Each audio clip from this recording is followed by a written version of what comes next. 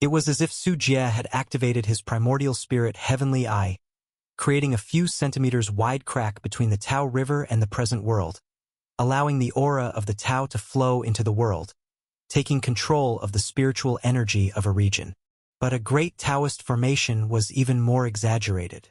They were not just creating a crack but were digging a breach in the Tao River to let the Tao crash into the present world. Once successfully cast, its power could rival that of a major natural disaster. The mountain protection array of Ghost Ridge Palace would definitely not hold, and who knew how many disciples within Ghost Ridge Palace would die or be injured? It would be normal if only 1 in 10 survived. These righteous sect scum, always spouting benevolence and righteousness, preaching about exorcising demons and defending the Tao, but in the end, they still rely on capturing human slaves as sacrifices for their arrays. Taoist Cho sneered twice. He never hid his malevolence, unlike those righteous sects who behaved one way on the surface and another behind closed doors, which he disdained. Sect Master, we must guard against the 100 rivers covering sea array. We cannot allow Guanchao Pavilion to succeed in its deployment. An elder voiced his concern. Even if they repelled the siege, if the Taoist formation destroyed the mountain gates of Ghost Ridge Palace, ruining centuries of foundation in an instant, it would be a loss Ghost Ridge Palace could not afford. A Taoist formation of this level requires extremely high demands to deploy. They are unlikely to manage it in a short time, but to be on the safe side, we still cannot let them succeed. Zhang Junwei nodded slightly. The great Taoist formation was definitely bad news for Ghost Ridge Palace. Indeed, we cannot leave such a hidden danger as the 100 rivers covering sea array, a Taoist formation of this caliber. Su Jie spoke up in agreement, fearing that if Guanchao Pavilion really succeeded, he would be left homeless. Who is willing to deal with the 100 rivers covering sea array? There's no need to completely destroy it.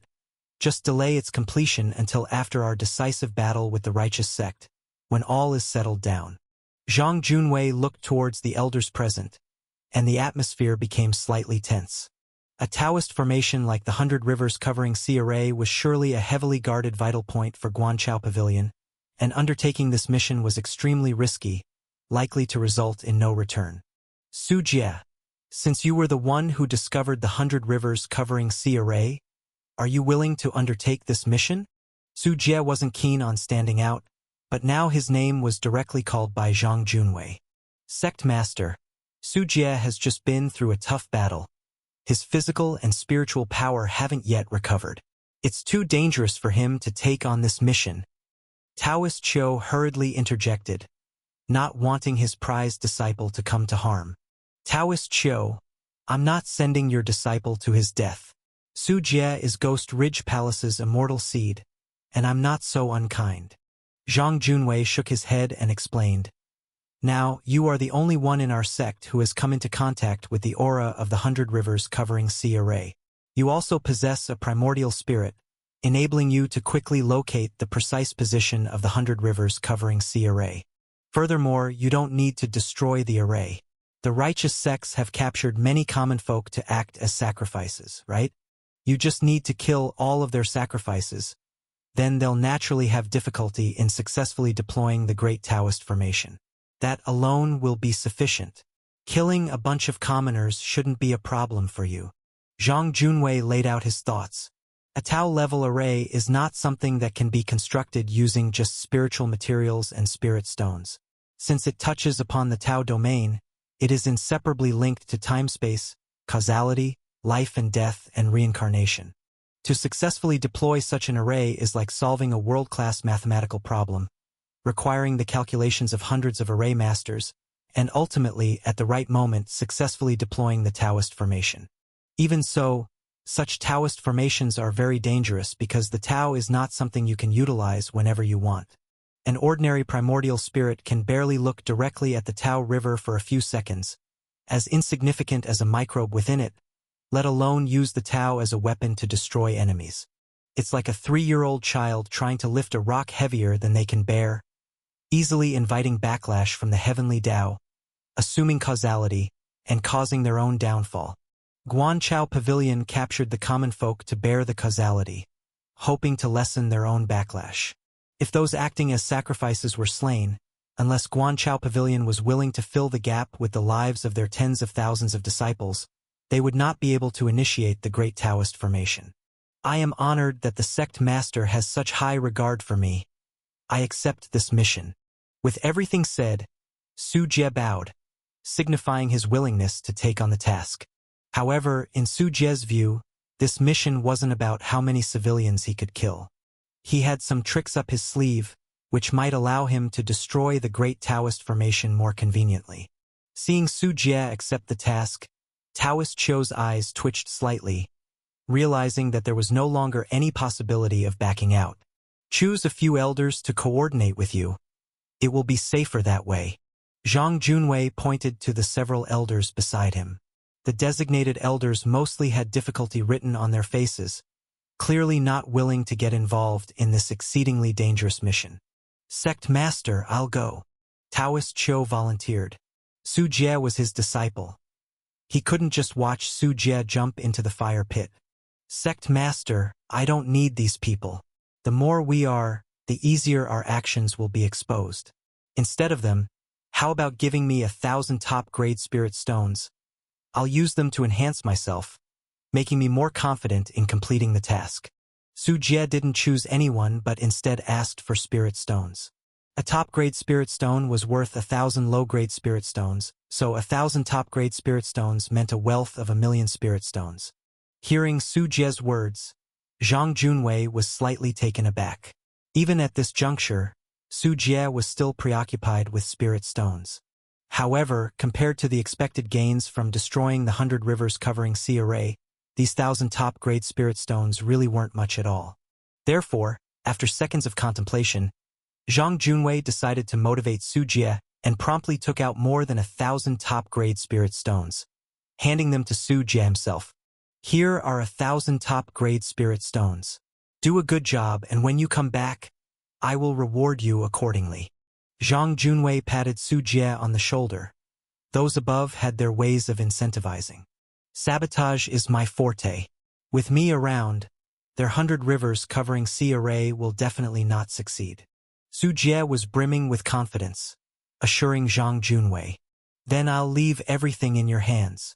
I'll be waiting for the good news. Zhang Junwei, being in the Taoist platform realm, still believed in Su Jie's strength. Having killed 2 from the secret realm, Su Jie was strong enough. He thought that even if Su Jie couldn't manage it, with the mobility of the 1,000-handed centipede, unless pursued by 5 or 6 from the secret realm, Su Jie could escape even if he couldn't win. After giving a few more instructions to Su Jie, Zhang Junwei left with the group of elders. You could have clearly refused just now. Why did you agree so quickly? Taoist Chou hadn't left. Instead, he glared at Su Jie with a look of disappointment and frustration. Being very protective, he naturally did not want Su Jie to go on an adventure. Teacher, what the sect master said makes sense. I am the most suitable for this task. Su Jie delightedly counted the 1,000 top-grade spirit stones, his face unable to suppress a smile. It was rare to extort such a large sum from Ghost Ridge Palace. If not for the importance of the 100 rivers covering Sea Array, Su Jie couldn't possibly have obtained such immense wealth from a single request. In Su Jie's sleeve, the 1,000-handed centipede also quietly crawled out. Seeing those spirit energy-rich top-grade spirit stones, its eyes lit up, eagerly wanting to devour them. Still coveting money now. If you die young because of these 1,000 stones, what use will all your wealth be? Seeing both man and creature so greedy, Taoist Chou's mouth twitched.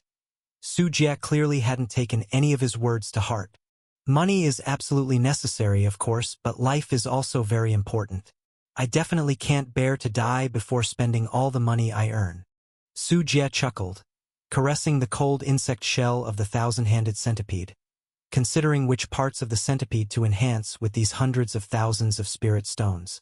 As for how to destroy the 100 rivers covering Sea Array, Su Jie already had some ideas, but he would still need to assess the situation on site. I don't know who you've been learning from. Everyone seems to value money over their lives. Taoist Chou sighed helplessly, hoping that nothing untoward would happen on this journey. He had only this one immortal seed disciple in his lifetime. If he were to experience the grief of the elder burying the younger, he didn't know if he could bear it. After bidding farewell to Taoist Chiu, Su Jie did not delay any further and once again prepared to set off on his journey. "Junior brother Su, please wait." However, a voice suddenly called out to Su Jie, its crisp tone laced with a hint of seductiveness. Su Jie turned his head to see a charming woman approaching with graceful, lotus-like steps. She was dressed in a bright red silk gown, the neckline plunging low to reveal her full, snowy white breasts. Her face as delicate as a lotus, eyebrows like willows, and peach blossom-like eyes that were particularly captivating. Her black hair was piled into a tall, elegant bun. "Senior Yu, what's the matter?" Su Jie narrowed his eyes. The person approaching was Yu Wenxian. Observing her aura, she had reached the pinnacle of the Yunling realm, just one step away from breaking through to the secret realm. However, cultivators halted by this step were as common as carps crossing a river throughout history. "Can't I find Junior Brother Su for a chat if there's nothing important? Now that Junior Brother has become an elder, I just wanted to ask for some guidance on cultivation." Her tone was half-teasing. If it had been any clueless junior disciple, they might have been beguiled by the beauty that was Yu Wenxian.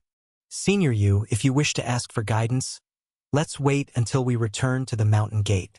I have a mission at hand and can't stay to chat for long." Su Jie showed no hint of being moved and calmly declined Yu Wenxian's approach. "Junior brother Su, are you looking down on your sister?"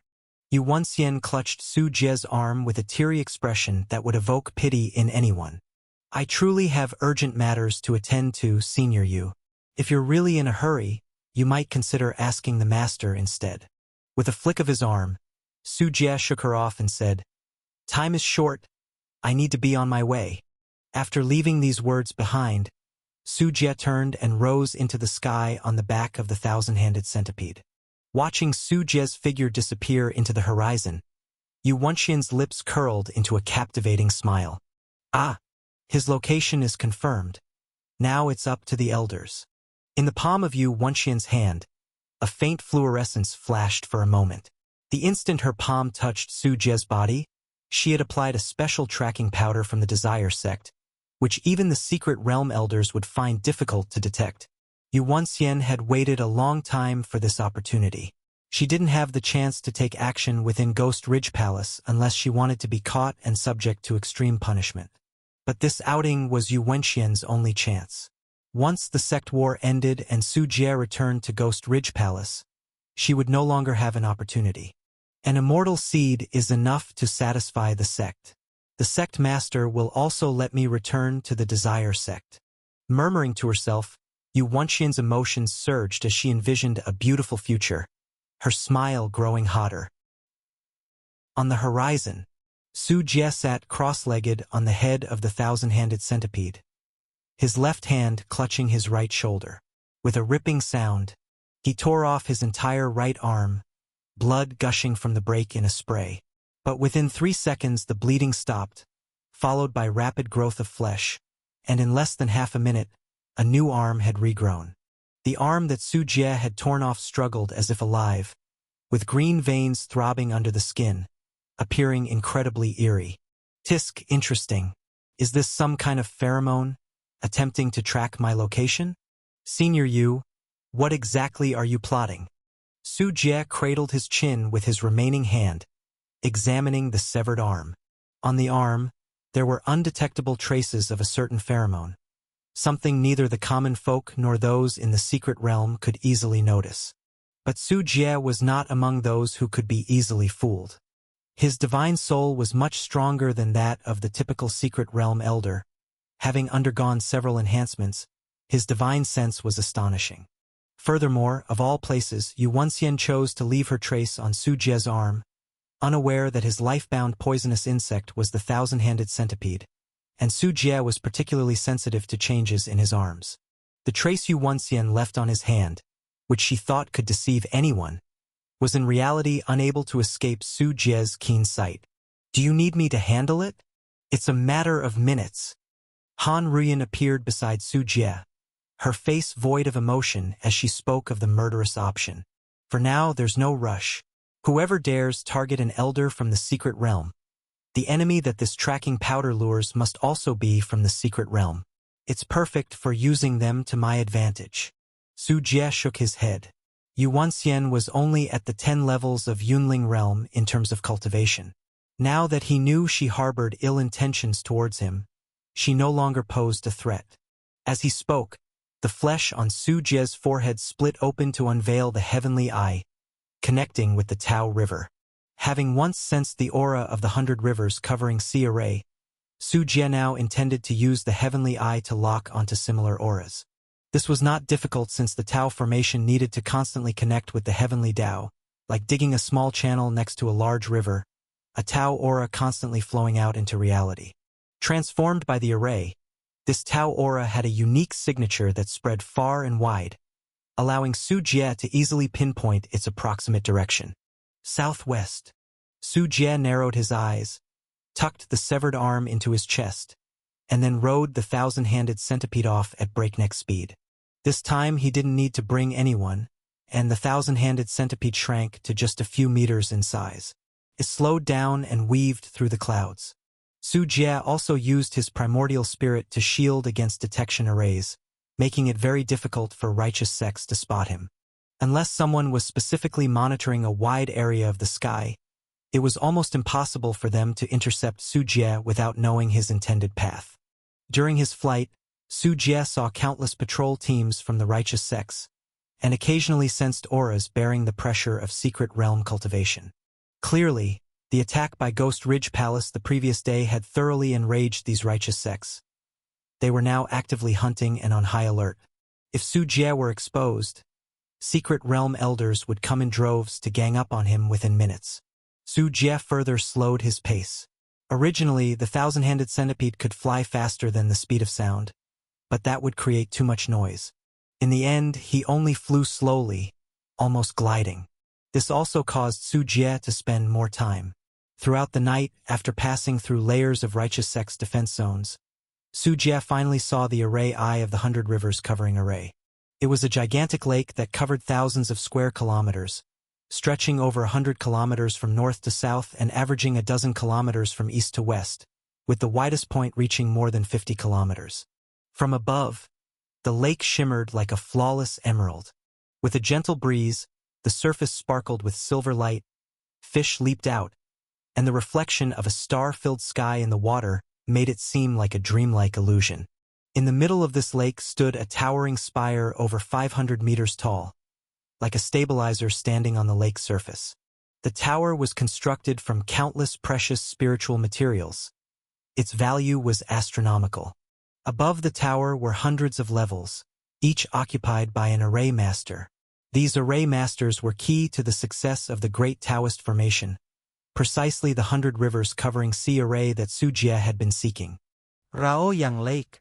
So the Great Array is placed here. Su Jie Seyes Glemed. Raoyang Lake was the largest lake in Qingzhou. Su Jie was well-versed in geography and couldn't possibly fail to recognize this massive lake, which was actually over 1,000 kilometers beyond Ghost Ridge Palace. But for a Taoist-level array, distance was no obstacle at all. Su Jie squinted his eyes. Around this great Taoist formation, there were no disciples, but Su Jie's intuition told him there was a formidable defensive force beneath the water surface. I hope the tracking powder is really effective. Su Jie did not act rashly. Instead, he hoped even more that the tracking powder would work to bring assistance. Enyu City. Enyu City was a large city located at the junction of Qing Province, Jingzhou, and Qingzhou, with canals passing through it and at a strategic traffic route, making it extremely commercial. However, the most famous aspect of Enyu City was not its trade, but its flower boats. As the lights just came on and night had just fallen, on the canals, one flower boat after another lit red candles, raised their curtains, played enticing music, and attracted wealthy merchants and high-ranking officials, not only from Enyu City but many who came for its reputation. On these flower boats, numerous young women dressed to attract entertained the guests, their moans occasionally heard throughout the boat. Among these many flower boats, The most famous was one named Purple Garden. The women here were exquisite in music, chess, literature, painting, and dancing, surpassingly beautiful, and utterly different from the coarse and vulgar women on other boats. They were more reserved and elegant, not displaying such indecent acts openly. Because of this unique approach, Purple Garden's flower boat attracted officials and nobility from various regions. Even members of the imperial family visited, with some spending a fortune just for a smile from these beauties. Especially within the Purple Garden, there were the 4 great courtesans, each a paragon of both beauty and talent, famous across the 3 continents, with even the capital buzzing with their renown. At that moment, 3 courtesans were performing inside the brothel. A woman in green held a guzheng, her delicate and slender figure as fair as goosebumps, her hands moving over the strings, showing her pale, jade-like skin against the green tides, playing enchanting melodies. A woman in purple stood gracefully on the stage, lips red as cherry, eyebrows painted like ink. Her soft pink lips slightly parted as she sang a lilting tune that was incredibly sweet and clear, leaving listeners indescribably comforted. Another woman, slender with long hair draped over her shoulders, secured by a pink ribbon, wearing white, danced and leaped with a misty grace, truly appearing not of this world. Beneath her veil was a face not older than 17 or 18, her skin whiter than snow, incomparably beautiful. Beneath these courtesans, the observing dignitaries were flushed with excited, abnormal fanaticism in their eyes, continuously tossing silver notes, jade pendants, and gold ornaments onto the stage, all for a returning smile from the beauties. Amidst the bustle, several men brandishing long swords and clad in green robes with cap crowns stormed in, their eyebrows sharp as blades. Bold enchantress, daring to deceive with your bewitching technique. Today we of the Thousand Sword Sect have come to eradicate this evil. All unrelated, leave quickly. With a resounding shout from the men, the entire place was shaken. The Thousand Sword Sect is a righteous sect from Qing province, known for its disciples' proficiency in wielding flying swords. The officials and nobles who were enjoying the performances were initially startled, their eyes clearing momentarily. But in the next instant, pink petals drifted in from nowhere, and the faces of these officials and nobles twisted manically as they charged at the disciples who clearly belonged to the righteous sect. Who are these fellows? Do you know who I am, daring to disturb my pleasure? I'm a chief of 1,000 households from Inyu City. Are you blind? Guards, seize them and throw them into the dungeon. Just now, Miss Mutant smiled at me, and you dare to come here and spoil my fun. I'll make sure you can't stay in Inyu City. Blinded by anger, the group of officials and nobles hurled shoes, fruits, and wine bottles. The disciples from the Thousand Sword Sect were skilled enough to avoid being hit, but such behavior infuriated them. Their flying swords spun up smoothly, whirling and swooping around the room. They're breaking the air with a whoosh as the heads of the most foul-mouthed officials soared into the air, severed by the flying swords. Sprays of fresh blood splattered around, and the officials and wealthy young masters, drenched in blood, woke up as if from a dream, their faces pale, emitting terrified shrieks. They staggered back chaotically and swarmed to flee outside the brothel. Meanwhile, on stage, the 3 great courtesans seemed completely unaware, continuously playing music and dancing, disregarding the disciples of the Thousand Sword Sect. Enchantress, meet your death. The flying swords turned sharply, shooting through the air toward the stage in an attempt to decapitate the 3 women. Young master, don't be so vicious. I'm scared. The courtesan playing the guzheng smiled radiantly, strumming the strings, sending out vibrating sound waves. The flying swords were knocked back, and the men spat fresh blood, their faces in disbelief. Just you few junior disciples, didn't your master teach you? When walking in the Jianghu, mind your own business and don't meddle unnecessarily. The courtesan who was singing also stopped, looking at the disciples from the Thousand Sword Sect with a dangerous smile. Her clove-small tongue flicked out like a snake's, stretching several meters long, wrapping around and dragging a disciple from the Thousand Sword Sect toward her. This disciple struggled futilely, only able to watch helplessly as he was pulled closer and closer. Eventually, the disciple was brought before the singing courtesan, who looked at him tenderly with peach blossom eyes, then pressed her red lips to his, her tongue invading his mouth.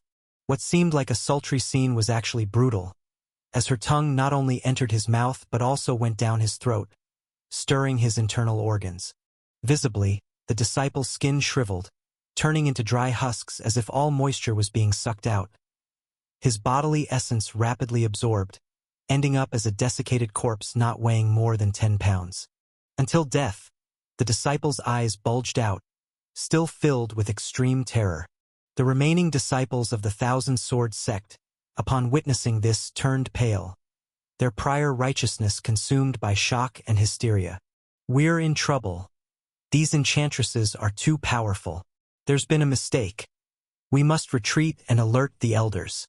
Even the fools among the disciples knew they were facing a power far beyond their own, turning to flee, but by then, it was already too late.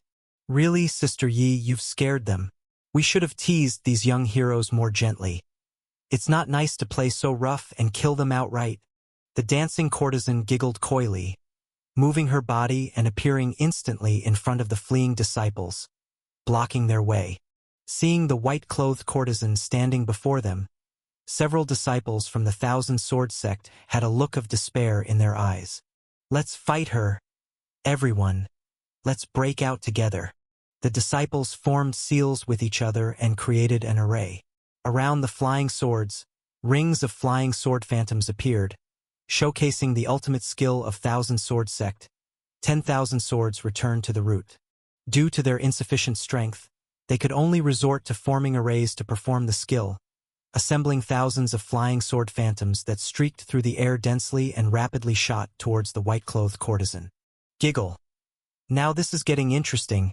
Entertain me more." The corners of the white-clothed courtesan's mouth curved into a playful smile, and the skin on her tailbone split open, releasing 9 furry, crimson tails. As the flying sword phantoms pierced toward her, these 9 crimson tails flicked and snapped, causing sonic booms. The air compressed severely and created air-slicing effects, dispersing hundreds of flying sword phantoms with a single whip. In less than 3 seconds, all the flying swords turned into nothingness, and the disciples from the Thousand Sword sect had eyes filled with deep despair and fear. "Secret realm? Are you from the secret realm?" Trembling, a disciple from the Thousand Sword sect continuously stepped back, recognizing the gap in their strengths, which were completely on different levels. "You guessed right, and as a reward, come, embrace me." The white-clothed courtesan laughed so hard her branches quivered. Her expression grew more enchanting and affectionate, her eyes luring souls like a fox, as she gestured to the opposite side and began to enact her bewitching technique. Behind her, the thick fox tails swayed slightly, emitting invisible, ambiguous pheromones. The faces of the disciples from the Thousand Sword sect turned foolish, their eyes staring straight at the white-clothed courtesan as they walked over with stiff steps. The 9 fluffy fox tails swayed gently, and the delirious disciples embraced them as if they were holding unparalleled beauties, uttering vulgar words continuously. "Beauty, beautiful girl, your brother is coming to pamper you well. Ladies, a moment in spring is worth 1,000 gold. Let's not waste any time here." So refreshing. So amazing. "I am ascending to heaven." The disciples' eyes were maddened with lust, as though they had fallen into an illusion crafted by the white-clothed courtesan and could not extricate themselves, performing various indecent actions. During this process, the hairs of the fox tails penetrated the skin pores of these disciples, absorbing the essence around their bodies, while they showed no sign of struggling or resistance, visibly growing more haggard. "Stop playing. There's work to do." Just then, a soft voice came from the second floor. At the railing on the second floor, a stunningly beautiful woman in a red palace dress walked out. She appeared to be in her early 30s, voluptuous and willowy, dignified yet exuding an indescribable charm. Her black hair cascaded down, tied only with a pink ribbon, her skin exuding a faint rosy hue. Her tall and curvaceous figure, highlighted by a tight palace dress, displayed her exquisite and delicate body to its fullest, swaying slightly from side to side with her steps, incredibly beautiful and sparking endless fantasies. Sister Mu, is it urgent? The white-clothed courtesan still seemed reluctant. Having captured these tasty prey, she wanted to torment them for a few more days. What do you think? Mu Yu stared back with her phoenix eyes, sending a chill through the white-clothed courtesan's heart, who decisively twirled her tails and sucked the disciples from the thousand-sword sect dry, cutting off their lifelines. Suddenly, a dozen enchantingly charming young women appeared on the boat and adeptly cleaned up the battlefield, erasing all traces. The three courtesans walked up to the beautifully dressed Mu Yu, sitting at a table. They were all elders from the Desire sect. The green-dressed courtesan was Xiao Mengzhu from Secret Realm 2nd level. The purple-dressed courtesan was Liang Jianlan from Secret Realm 3rd level, and the white-dressed courtesan was also Yi Shuiyuan from Secret Realm 3rd level. The glamorous woman in the red palace dress was Mu Yu from Secret Realm 5th level, a senior elder of the Desire sect, vastly more powerful than the other three. The Desire sect is a demon sect whose members are all female cultivators who primarily focus on bewitching techniques, engaging in yang absorption and yin supplementation and drawing essence as a method of cultivation. Unlike typical demon sects, their disciples and elders, due to practicing yang absorption and yin supplementation cultivation techniques, have to frequently engage in indecent acts. Ordinary disciples may enter the secular world to absorb wealth and gather resources, like inner disciples and elders, who have their special cauldrons. They would disguise themselves as wandering heroines, female cultivators cultivating in the world, or destitute young ladies to hook up with talented male cultivators from great sects. After nurturing relationships by various means and using physical union, they would stealthily plant slave seeds on the males at an appropriate time and place, thoroughly deceiving and subduing them. Due to slave seeds from body integrations, they could not exert their true power and would be kidnapped by the female cultivators of the Desire sect, brought back to their sect to become cauldrons for extracting essence. The more talented and higher the cultivation of the cauldron, the greater the benefits it provides to the cultivators of the Desire sect. They were like parasites living on other animals, absorbing the host's nutrients to strengthen themselves. These cauldrons typically only had a few years of life left, becoming playthings of the Desire sect. After being exhausted of all essence, they usually died in a very tragic manner. Phoenix Soul Powder has taken effect. I've received the Qi signal. Yuan Xian did the job well. Mu Yu took out a small incense bag, and a fragrant scent wafted out. Yay! So she finally did it after so long. It's been months. If such a disciple were under me, she would definitely be unqualified. Yi Shuiyuan stretched in a lazy manner, revealing half of her snowy white waist. After all, the opponent was an elder, and her success is already commendable. Liang Jianlan kept a cold face, her tongue flicking out like a snake's. Don't be careless. This time we are up against an immortal seed, and one careless move could mean death by his hand. Xiao Mengzhu tapped the strings of her instrument. Her cultivation being the lowest made her even more cautious. What's there to fear? Even if he is an immortal seed, how long has he been in the secret realm? With Sister Mu making a move, we're sure to catch him easily. Yi Shuiyuan's laughter was pleasant, as she flattered Mu Yu. Su Jie himself is not a concern, but we must proceed with caution and strike swiftly. The sect wars that recently erupted in Qingzhou are troublesome, and if we make too much noise, those righteous sects won't hesitate to strike us down along with the rest. Mu Yu's face remained calm as she outlined the difficulties of the operation. As she spoke, she glanced at the three of them, licked her flaming red lips and said, "But it's all worth it.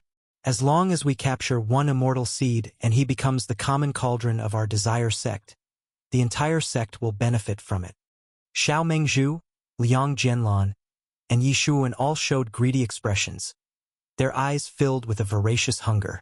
When the time comes, can I have the first taste? I've heard that Su Jie is only in his 20s. I love such tender young flesh the most. Yi Shuiyuan's eyes shone, her foxtail excitedly nodding behind her. What dreams are you having? The sect master will be first, and only after she's had enough will it be our turn. Liang Jianlan rolled her eyes, knowing well that disobedient disciples could be crippled by the sect master. An immortal seed? I have never tasted what an immortal seed is like. I wouldn't mind waiting even if it were the 100th round. When the time comes, I must thoroughly extract his essence. Xiao Mengzhu blushed, covering her heated cheeks, looking like a shy girl on the outside, but her words were explosively sensational. Let's set out now.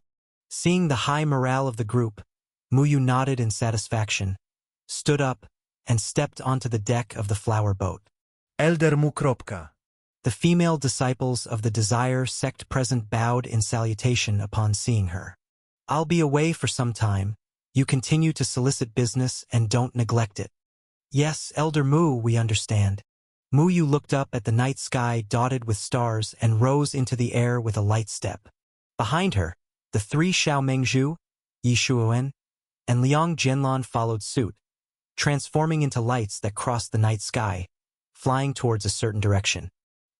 Raoyang Lake. 50 li away, a bonfire rose. Su Jie rotated the spit, strung with a rabbit, wild chicken, and plump fish.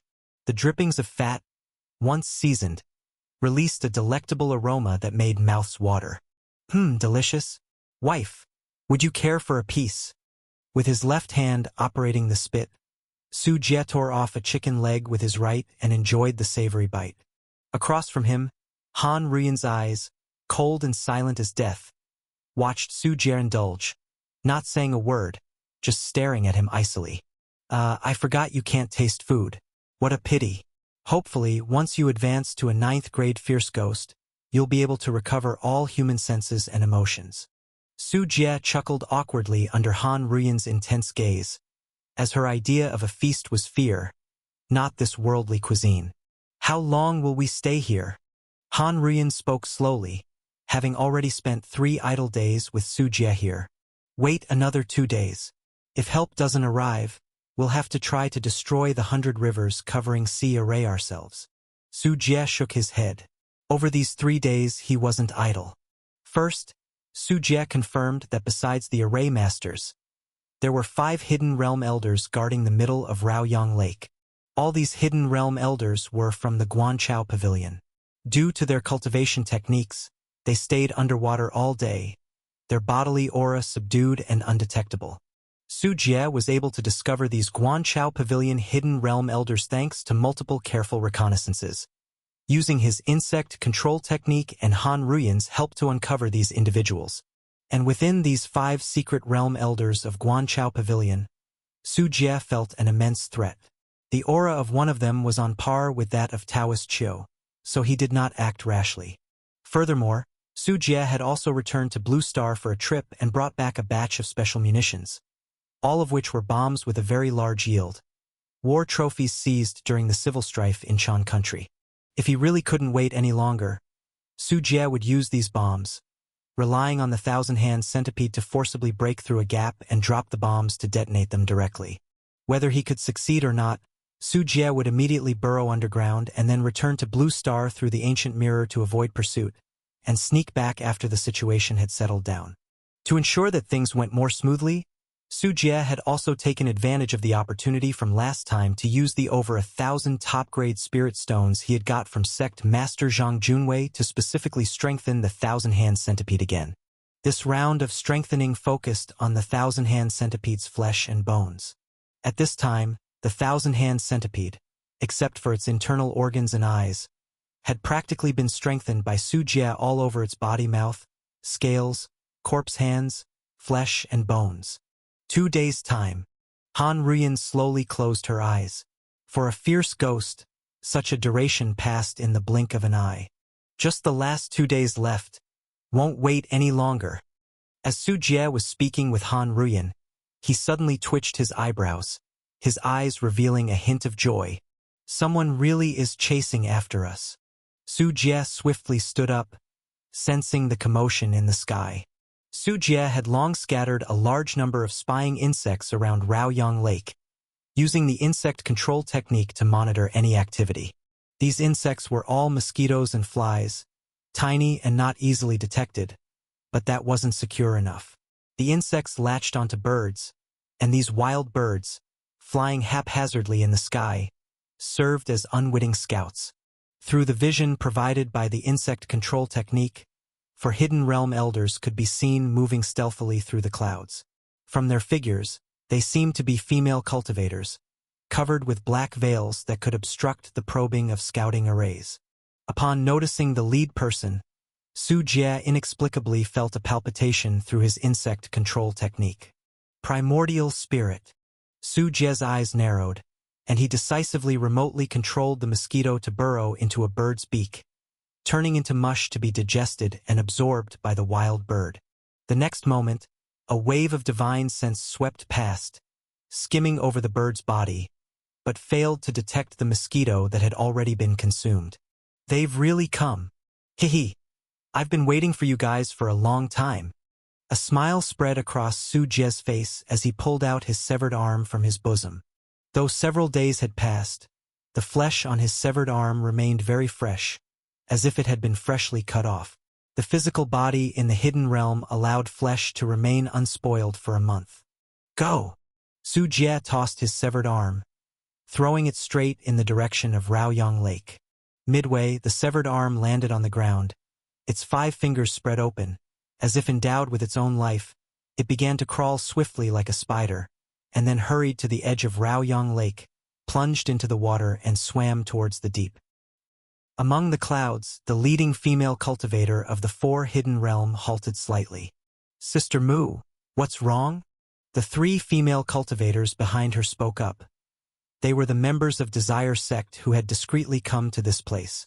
They had not passed through the territory of Ghost Ridge Palace on their journey, but took a detour specifically to avoid flying over the defensive lines of the Righteous Sect, spending some extra time to reach this location. It might just be my imagination. Mu Yu pursed her lips, sensing nothing out of the ordinary, and retracted her extended divine sense. Once again, she took out the incense bag from the storage bag, sniffed it at her nostrils, and simultaneously performed a spell with her hands. After a few minutes, Mu Yu regained her composure and looked toward the southwest, taking a deep breath. She could already see the clear blue surface of Raoyang Lake in the distance, her eyes showing a trace of delight. Ive senset suye saura. It seems he's also noticed us and is trying to flee under Raoyang Lake. Mu Yu opened her eyes, her whole being radiant with life, her smile unstoppable. Yishuan, excitedly trembling, laughed gleefully. Ha ha! Too late to run now. Let's move to capture and bring him back to the sect. Mu Yu gestured broadly without hesitation and pursued in the direction of the sensation. In the heart of Raoyang Lake, Mu Yu and her 3 comrades dove like hungry eagles, their heads down as they plunged toward the water surface at breakneck speeds. The brilliance of their spiritual energy broke the sound barrier, causing the air to shudder and ripple dramatically. Even before touching the water, the surface of the lake dipped several meters, forming a funnel shape. However, it was at this moment that Mu Yu's eyebrows knitted together. She had spotted the tall tower of the 100 Rivers covering Sea Array in the center of the lake. Previously, they had been too far away for her divine sense to detect it, and with just the naked eye, the tower's clues were undetectable. Mu Yu had noticed it before but didn't pay much attention because she was worried about Su Jie escaping. Now that she had entered Raoyang Lake, a sudden sense of dread filled her heart, its source originating from the tower. Turning her head for a better look, Mu Yu's pupils contracted as she discovered that the tower was not only filled with an enormous amount of spiritual material, with each level inscribed with arrays, but also that it was occupied by numerous array masters. This scale of the array. Stop right now, let's withdraw, she said urgently. Mu Yu's face paled as she realized the gravity of the situation. This array was none other than the famous Great Taoist Formation, whose power could completely obliterate a sect. It was a true sect-destroying and temple-toppling formation. Once deployed, its might would be terrifyingly boundless. And such a formation, to ensure its successful execution, would undoubtedly be guarded by formidable forces. No sooner had Mu Yu raised the alarm than Yi Shuyuan, driven by a desire for recognition, threw a punch. Tons of lake water were blasted away, and Su Jie's severed arm was smashed to pieces, mixing with fish and shrimp turned into mush and blending into the lake. Where did they go? Yi Shuiyuan was taken aback, doubting that a casual punch from her could obliterate someone of the secret realm. Boom! Boom! Boom! Boom! Boom! Boom! Boom! Before Yi Shuiyuan could make sense of the situation, 7 figures burst from beneath the surface, radiating a dazzling and robust aura as they stared intently at her group. Intruders detected. Array masters seek refuge, one announced. Send a signal to notify the sect. We need reinforcements. The 100 rivers covering Sea Array must not be compromised. Encircle them. Don't let them escape. For devilish women dared to cause trouble here. They're seeking their own deaths. The 7 secret realm elders of Guan Chao Pavilion encircled Mu Yu and her group, regarding them with hostility as if they were looking at the dead. The leader among them, a middle-aged man with a heavy sword on his back and a fierce glint in his eyes, stood atop a whirlpool of water. He was a secret realm 5th level cultivator. The rest were also at the 3rd and 4th level of the secret realm, each skilled in their rank and specially tasked with protecting the safety of the 100 rivers covering Sea Array. The intrusion of Mu Yu and her comrades had instantly alerted these protectors, and seeing the 4 so-called devilish women at Raoyang Lake naturally incited hostility from the 7 Guan Chao Pavilion elders. This is bad. We've been tricked. That Su Jie deliberately lured us here. Mu Yu's face was extremely grim as she realized they had fallen into a trap. Where did so many from the secret realm come from? That aura? It seems to be those water-loving sages from Guan Chao Pavilion. One commented. What do we do now? We're surrounded. Sister Mu, we must break through. Xiao Mengzhu, Yi Shuiyuan, and Liang Jianlan were trembling with tension. The numerical disadvantage was too great. They certainly didn't have the ability to fight 1 against 2. Honored guests, we didn't mean to intrude. We didn't intend to come here. Mu Yu tried to pull herself together, giving a graceful smile in an attempt to use her beauty to persuade the others. How dare you attempt to seduce and bewitch us? The leader with the heavy sword snorted disapprovingly. He was no young disciple from the Yunling realm. With a fierce look in his eyes, he drew his heavy sword and slashed through the air. Whoosh! The pressure from the wind swept the lake water aside, exposing the mud on the lakebed, and a domineering sword chi cut fiercely through the air. Mu Yu dodged just in time, but Xiao Mengzhu beside her reacted a moment too late. She was immediately blown away by the residual sword chi, her left arm and thigh pulverized into mincemeat. Absolutely horrific.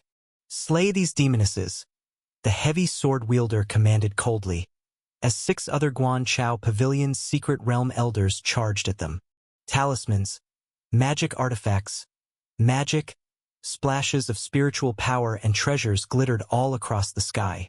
7 against 4, with 1 grievously wounded. Such odds left little chance for Mu Yu and her companions to overcome. The heavy sword wielder, in particular, was ferocious. He wielded his heavy sword, not manipulating a flying sword like the others but rather flinging sword chi. Under the power of his sword chi, Raoyang Lake surged with thousands of waves, and towering waterspouts rose into the sky. With the sword chi's passage, countless massive waves would also press down, as if they faced the vast ocean itself. Aside from Mu Yu, Yi Shuiyuan and the other 2 were hard-pressed to defend themselves. The Guan Chao Pavilion specialized in water-based cultivation techniques, and given the battleground was Raoyang Lake, thousands of square kilometers of it, turned into the optimal stage for the pavilion's advantage.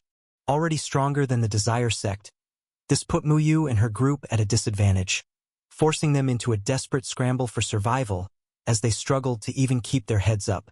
Facing this desperate situation, Mu Yu had no time to think about conventional fighting. Regular combat wasn't possibly going to lead to victory. She wasn't thinking about winning but about how to escape. Otherwise, this place would be her burial ground. Use the illusion desire technique. Mu Yu sent through divine sense, relaying her words directly into the minds of Yi Shuiyuan and the other 2. She tore at the fabric of her palace dress, revealing large expanses of her snowy white, beautiful body. Rings of pink patterns emerged on her fair skin, and just one glance could make a person feel dizzy with vertigo. This was the desire sex-defining Taoist skill, an incredibly powerful illusion technique that was said to be so refined at its peak that even all the gods and Buddhas in the sky could fall into its thrall. Almost simultaneously, Liang Jianlan and her two companions performed the same action. An invisible charming illusion technique spread out, resembling a layer of pink ambiguous veils that overwhelmingly enveloped the area. All 7 elders of the Guanchao Pavilion raised their spiritual power in an attempt to shield themselves, but they were still affected by the illusion technique. Meanwhile, Mu Yu and her group were sweating profusely. Deploying this illusion desire technique was a massive drain on them, so much so that Xiao Mengzhu, who was already severely injured, ran out of strength during the casting, suffered a backlash from the magic, and turned into a stone statue in an instant, dying an unnatural death. This magic technique also had fatal side effects.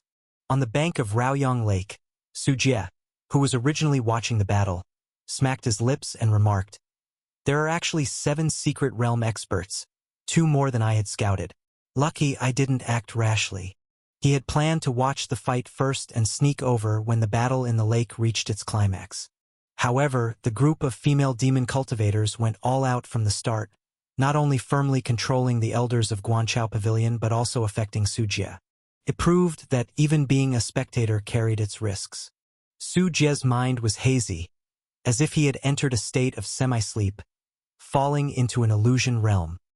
In Linping City, within the campus of Finance University, the 45th athletic meeting had just ended. Dragging his weary body, Su Jie sat down on the green football field with a thud.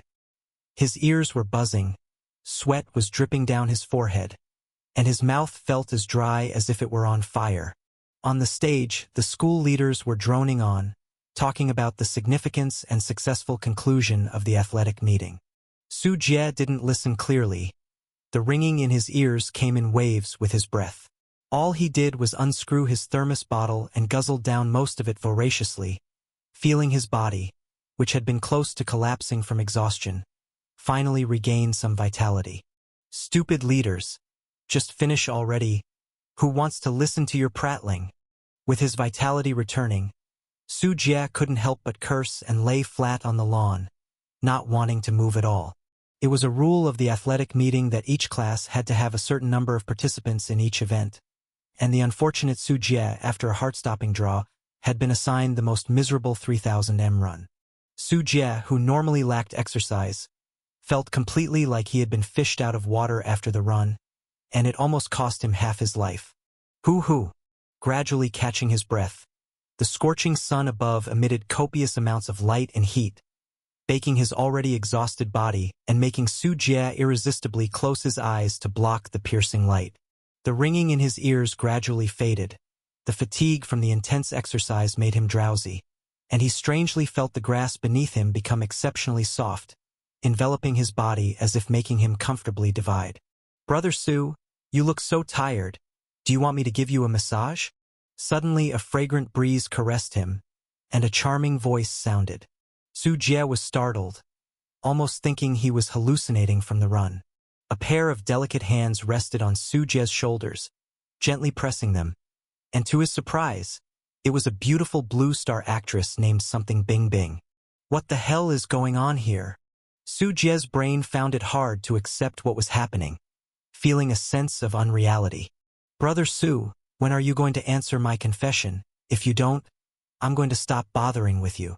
Accompanied by a spoiled and cute voice, a girl in a white skirt looking very pure and lovely ran over. This was Su Jie's childhood friend and neighbor, but she had moved away after middle school, and they had never seen each other since. How could she now appear before him? "Su Jie, I like you." A voice that was somehow familiar entered his ears. Su Jie turned his head and saw a graceful girl standing before him, the breeze blowing her skirt and hair, with a smile as beautiful as a blooming flower and a gaze filled with love that was nearly overflowing. This was the campus belle of Finance University's finance department, Lu Yingying. "Su Jie, I've been missing you." "Su Jie, let's go on a date tomorrow." "Su Jie, if we get married, I'll have lots of cute children for you." Why are there so many competitors, Brother Su, you scoundrel? Humph. I don't care. I want to be your main wife. They are no match for me. Ah, Jie.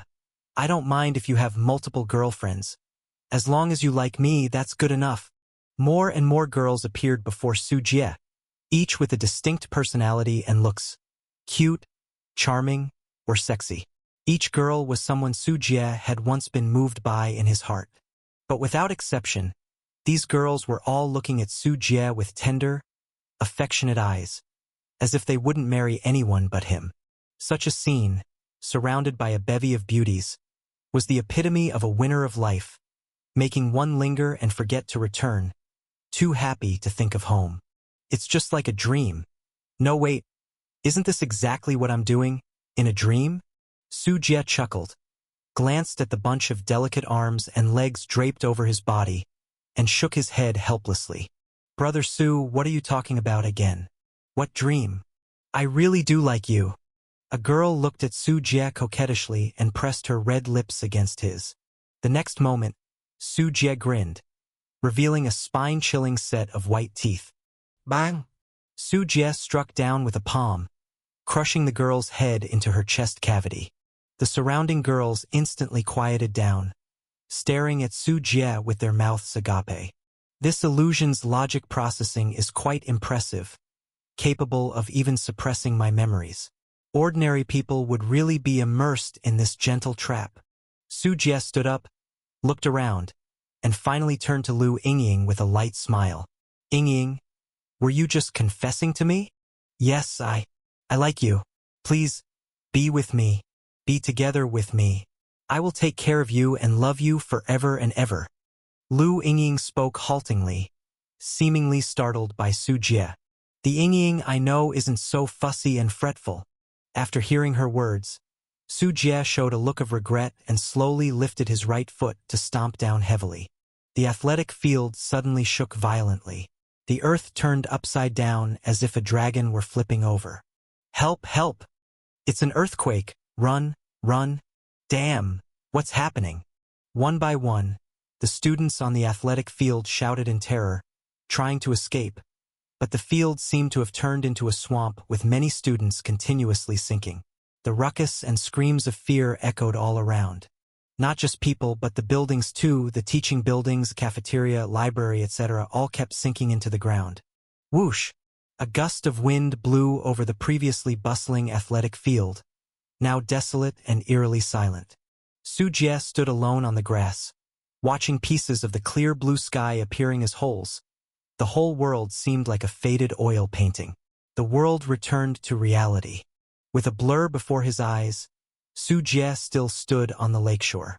Everything he had experienced was just a dream woven by an illusion. What did you see in the illusion? You had a terrible smile just now. Next to him, Han Ruyan tilted her head and stared at Su Jie. Lacking in rich human emotions, she wasn't affected by the illusion. Cough, cough. Nothing much. This illusion is somewhat interesting. But you know me, with a will as strong as steel, completely unaffected by it. Суєць ляред historiot. This illusion, utilizing Su Jie's own memories and thoughts, caused all the girls he had once been moved by to appear in the illusion, completely submissive and obedient to him. Fortunately, Su Jie's primordial spirit was strong, and the distance helped weaken the power of the illusion, allowing him to break out of it so swiftly. These female demon cultivators who were pursuing him had an unknown origin, and their methods were indeed strange. Even the elders of the Guanchao Pavilion had fallen victim to it on a large scale. Turning his head to look in the distance, the expressions on the faces of the 7 elders of the Guanchao Pavilion were uncertain. It was easy to trap people in the illusion, but any act of attack would make those trapped in the illusion realize something was wrong and break free. Among the 7, the man carrying the heavy sword became more lucid, and he was about to break free, forcing Muyu and the others to respond with all their might. Both sides were at a standoff in Raoyang Lake. The opportunity has come. Su Jie took a deep breath, took Han Ruyan with him, and decisively struck out, circumventing the range of the illusion and heading towards the tower where the 100 rivers covering Sea Array was located. The tower. Su Jie, along with Han Ruyan, entered like a streak of green smoke, swiftly intruding. This tower, half buried in Raoyang Lake and half revealed above the water surface, was studded with windows densely packed together. Su Jie and Han Ruyan entered the tower through one of these windows. An intruder has entered. As soon as Su Jie entered, he immediately alarmed the array masters within the tower. Hundreds of array masters were maintaining the operation of the 100 rivers covering sea array inside the tower, and on the level Su Jie entered, there were 3 array masters. They only had the cultivation of the Yunling realm, which was vastly inferior to Su Jie's strength. Like alchemists and artifact refiners, the strength of array masters doesn't represent their technical level, and their expertise is not in combat. For these righteous sects, they have ample resources specifically used to cultivate array masters, alchemists, and artifact refiners. These cultivators who specialize in one craft progress faster and can provide the sect with various magic artifacts, formations, and elixirs, so they are not responsible for fighting. Places like Ghost Ridge Palace don't have the abundant wealth of Guanchao Pavilion. Many of their array masters, alchemists, and artifact refiners also serve as elders within the sect. Corpse hand manslaughter. Upon seeing Su Jie's face, the 3 array masters immediately panicked. Even these non-combatants had heard of Su Jie's notorious reputation. Su Jie, with apparent indifference, surveyed his surroundings. The floor was inscribed with array patterns dense and arcane like a sea of stars intricately connected to the spiritual material of the tower itself. Sections of spiritual power nodes flickered with brilliance, pulsing like tides. A vast aura leaked vaguely from the void, revealing a fraction of its presence. That aura was all too familiar to Su Jie. It was the aura of the Tao River. Su Jie fixed his gaze for a few moments, and that aura caused faint cracks to appear in his primordial spirit, as if it sought to tear apart his soul. The aura of the Tao was too terrifying. The causality it imposed could not be withstood by mere array masters. But the reason they could bear it was also discovered by Su Jie. At the feet of the 3 array masters, each stood a soul oil lamp. Within the soul oil lamps were clusters of human souls. Each lamp contained 10,000 souls, bearing the causality from the Tao, and occasionally souls were annihilated by the imposed causality, utterly destroyed in both form and spirit, losing even the chance to enter the netherworld. These human souls were certainly civilians captured by Guanchao Pavilion, and from the pavilion's arrangement, there must be at least 100 soul oil lamps in this tower. It also meant that at least 1 million civilians had suffered the imposition of causality from the Tao. And this was an underestimation from Su Jie, who knew how long Guanchao Pavilion had been preparing the great Taoist formation. Do you want to live or die? Tell me the location of the core of the 100 rivers covering sea arrays array I. Su Jie finally shifted his gaze back to the 3 array masters, wearing an innocuous smile on his face. The array I is akin to an engine in a car or like a human brain. Once destroyed, the entire array collapses into disarray. If you simply destroy the external array with the richness of Guanchao Pavilion, fixing it would be no issue. Dream on, you demon. You won't get a single piece of information from me. One of the array masters stood his ground, glaring angrily at Su Jie. TSK. Uncooperative, huh? Su Jie chuckled, and at his side, Han Ruyan watched coldly as the array master's voice abruptly stopped. His limbs began to be segmented, as if countless invisible tiny blades were torturing him, revealing intricately detailed muscles before exposing chilling white bones. Thin shreds of flesh fell to the ground, leaving a skeletal frame without a shred of remaining flesh, picked clean to the bone. Under such torture, the array master's body shook violently, twisted in agony, biting through his own tongue, yet unable to make a sound for fear of alerting other enemies. The remaining 2 array masters, having never witnessed such a horrific scene, stood with hair on end, faces utterly pale and devoid of color, staring petrified at the grisly torment of their comrade. My patience is limited. Who will answer my question? Su Jie's eyes moved to the next array master, causing a shiver to run through him, and his lips to tremble. I. Looks like another tough nut. Su Jie snapped his fingers, and in an instant, a multitude of blades descended, adding another victim to the torturous spectacle. Now it's your turn. What about you? Will you speak? Su Jie turned to the last array master, his face wearing a serene smile. I'll talk. I'll tell you everything. Seeing Su Jie's brutality, the final array master was completely terror-stricken. The array I is on the 36th floor, where Elder Li Yujun presides. The array master spilled everything he knew. After hearing everything, Su Jie grabbed the array master by the neck and headed towards the stairs with Han Ruyan. Behind them lay two array masters, stripped to their skeletal frames, meeting their end in less than peace. Who's there? Not good. There's an enemy. Call for help. Quickly call for help.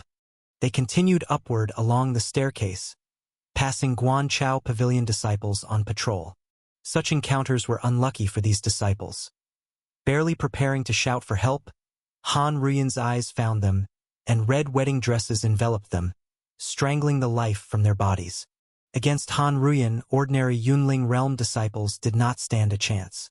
This tower was specially prepared for the sea-covering array, and aside from the array itself, the true defense was in the hands of 7 hidden realm elders outside. Unfortunately, these 7 elders of the Guanchao Pavilion are now in a stalemate with Mu Yu and her group, inadvertently giving Su Jie an undue advantage. In less than a minute, Su Jie had arrived at the 36th floor of the tall tower. Entering this place, Su Jie indeed felt a different change. Before his eyes, countless densely packed array patterns and spiritual objects covered the ground, walls, and ceiling. In the most central area, there stood a vibrant, tender bamboo about 3 feet tall. This was the 10,000 spirit bamboo, famed for growing a foot every millennium. This divine spirit plant had the ability to organize spirit veins, suppress mountains and rivers, and nourish blessed lands. In the past, 10,000 spirit bamboo was always used to stabilize the environment of spiritual energy within a sect and enhance the sect's foundation. It was a truly invaluable spirit plant worth its weight in gold. The gold referred to here was 10,000 top-grade spirit stones. Moreover, it was priceless and its value was far greater. Currently, the 10,000 spirit bamboo was being used as the array I of the 100 rivers covering sea array, forming the core of the array. Visible to the naked eye, under the influence of the 10,000 spirit bamboo, chaotic spiritual power, displaced by the impacts of the Tao River, was directed to flow orderly. Around the array I, various complex runes and spirit patterns were meticulously organized by the 10,000 spirit bamboo, which made the array patterns used to control the operation and enhance the power of the array incredibly stable. At the 4 corners of the Great Taoist Formation, there were additionally 4 array bases set up, small blue flags used to stabilize the foundation of the array. The 10,000 spirit bamboo, subject to the barrage of Tao River's aura, seemed on the brink of collapse. But as the poem says, after enduring thousands of trials and tribulations, it remains steadfast. The 10,000 spirit bamboo always managed to root itself firmly, and, through the intricate web of array patterns surrounding it, dispelled the terrifying power of the Tao River. It was like diverting the raging floodwaters, dispersing the might of the devouring Tao River aura that could obliterate everything it touched, spreading the power throughout the entire 100 rivers covering sea array. Finally, the whole array within the high tower attracted the stars and moonlight from the sky dome. The starlight scattered on the array like shining pearls, the luminescence of the array harmonizing with the celestial bodies in the night sky.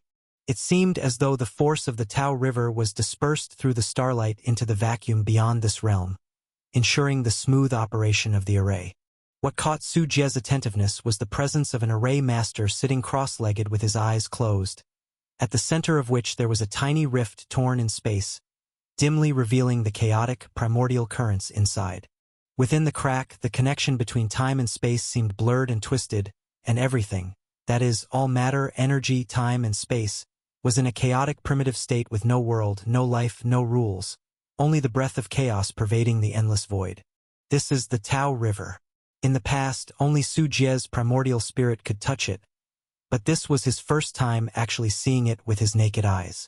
However, after only one glance, Su Jie's eyes bulged, and strands of blood suffused them. Bang! The next millisecond, Su Jie's eyeballs burst open, and even his entire fleshly body was on the verge of disintegrating into inorganic matter under an invisible force of causality.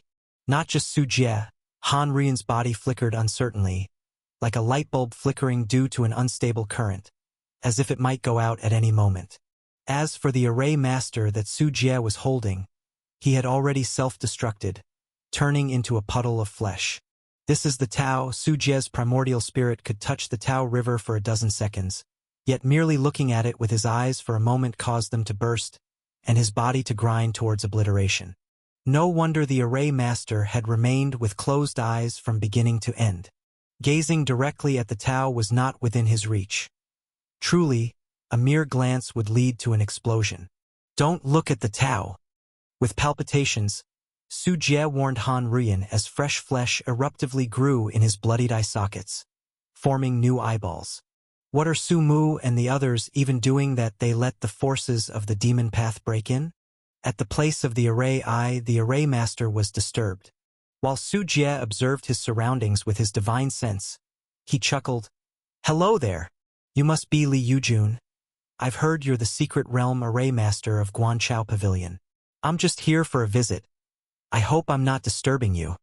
Li Yujun was both shocked and angry, cursing the hidden realm elders guarding outside for allowing an enemy to infiltrate this far. "Devil, no matter what you intend to do, leave at once, or the only path left for you will be destruction." Li Yujun bellowed, his eyes still closed, but he could sense Su Jie's location. "You should worry about surviving first." Without hesitation, Su Jie's storage bag flashed, and bombs began to stack up. Han Rian grabbed Su Jie, speeding with him toward the lower floors to escape. In Su Jie's hand, a detonator appeared, which he promptly pressed. Boom! With a thunderous explosion, fire billowed from the tower windows, turning the whole tower into a fiery dragon spouting flames everywhere, as many array patterns and spiritual materials were destroyed by the blaze. Even Su Jie was affected by the blast, feeling his blood churn despite having escaped some distance away. The explosion's might was a bit too strong. Normally, such power would suffice to destroy the fragile array eye. The establishment of a great Taoist formation required extreme precision and meticulousness, as even the slightest error could result in the array's failure. But no hint of joy appeared on Su Jie's face because he could still feel the existence of the Tao River, which meant his plan had not been successful. "The tower still stands." Han Rian's cool voice came through. The tower, built of spiritual materials, had only suffered superficial damage to some array patterns and materials from the blast and had not collapsed. "Let's take a look." Su Jie frowned deeply, following Han Rian once again to the 36th floor of the high tower. The massive explosives they had just detonated shone infinite blue light on the small flags atop the 4 array bases, forming a sky-blue protection magic shield that protected the array eye from external disturbances and attacks. The array eye itself was completely unscathed, and even Li Yujun within wasn't harmed in the slightest. Sensing Su Jie's presence once more, Li Yujun sneered. "Thinking you could use that strange apparatus to destroy my 100 rivers covering sea array is truly naive." "My lady!" Su Jie released the 1,000-hand centipede from his sleeve and called for Han Rian. Understanding Su Jie's intention, Han Rian nodded. Her dead-still eyes fixed on the magic shield, a lantern appeared in her left hand, and a dragon phoenix mirror in her right, as she harnessed a bizarre power to attack the magic shield. The 1,000-hand centipede let out a shriek, as its 6 pairs of wings stirred up a fierce wind, slamming hard against the shield. Su Jie summoned the purple cloud Heavenly Thunder, which rumbled like a thunder dragon descending upon the world. Their combined attacks made the entire blue magic shield tremble continuously, wavering unevenly with ripples, but from beginning to end, there was no real sign of fracture. What background does this man have to be so fierce with his moves? Li Yujun was startled. The standard of the shield had been extremely high upon its construction, and now this man alone, aided by a bug and a fierce ghost beside him, had the shield teetering, their mode of attack far too terrifying. "It's useless. Just with you, you'll never break this magic shield." give up on that thought. Feeling that the magic shield was undamaged, Li Yujun's confidence surged once again. Crack. But no sooner had Li Yujun spoken, a cracking sound reached his ears. On the Azure Protection magic shield, a tiny, nearly invisible crack had appeared. It was Su Jie who had taken out the 9-grade Sacred Lotus, an innate spiritual object designed for protection, using it like a brick to smash against the shield. Such an attack should not have been able to damage the shield, but the very foundation of the shield drew from the 10,000 spirit bamboo contained within the array eye. The chi of the bamboo was attracted by the innate power of the 9-grade Sacred Lotus. In terms of grade, the 9-grade Sacred Lotus was far superior to the 10,000 spirit bamboo.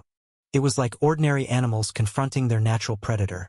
The 10,000 spirit bamboo, no longer just an ordinary plant, actually bent slightly toward the 9-grade Sacred Lotus upon its appearance, as if in worship.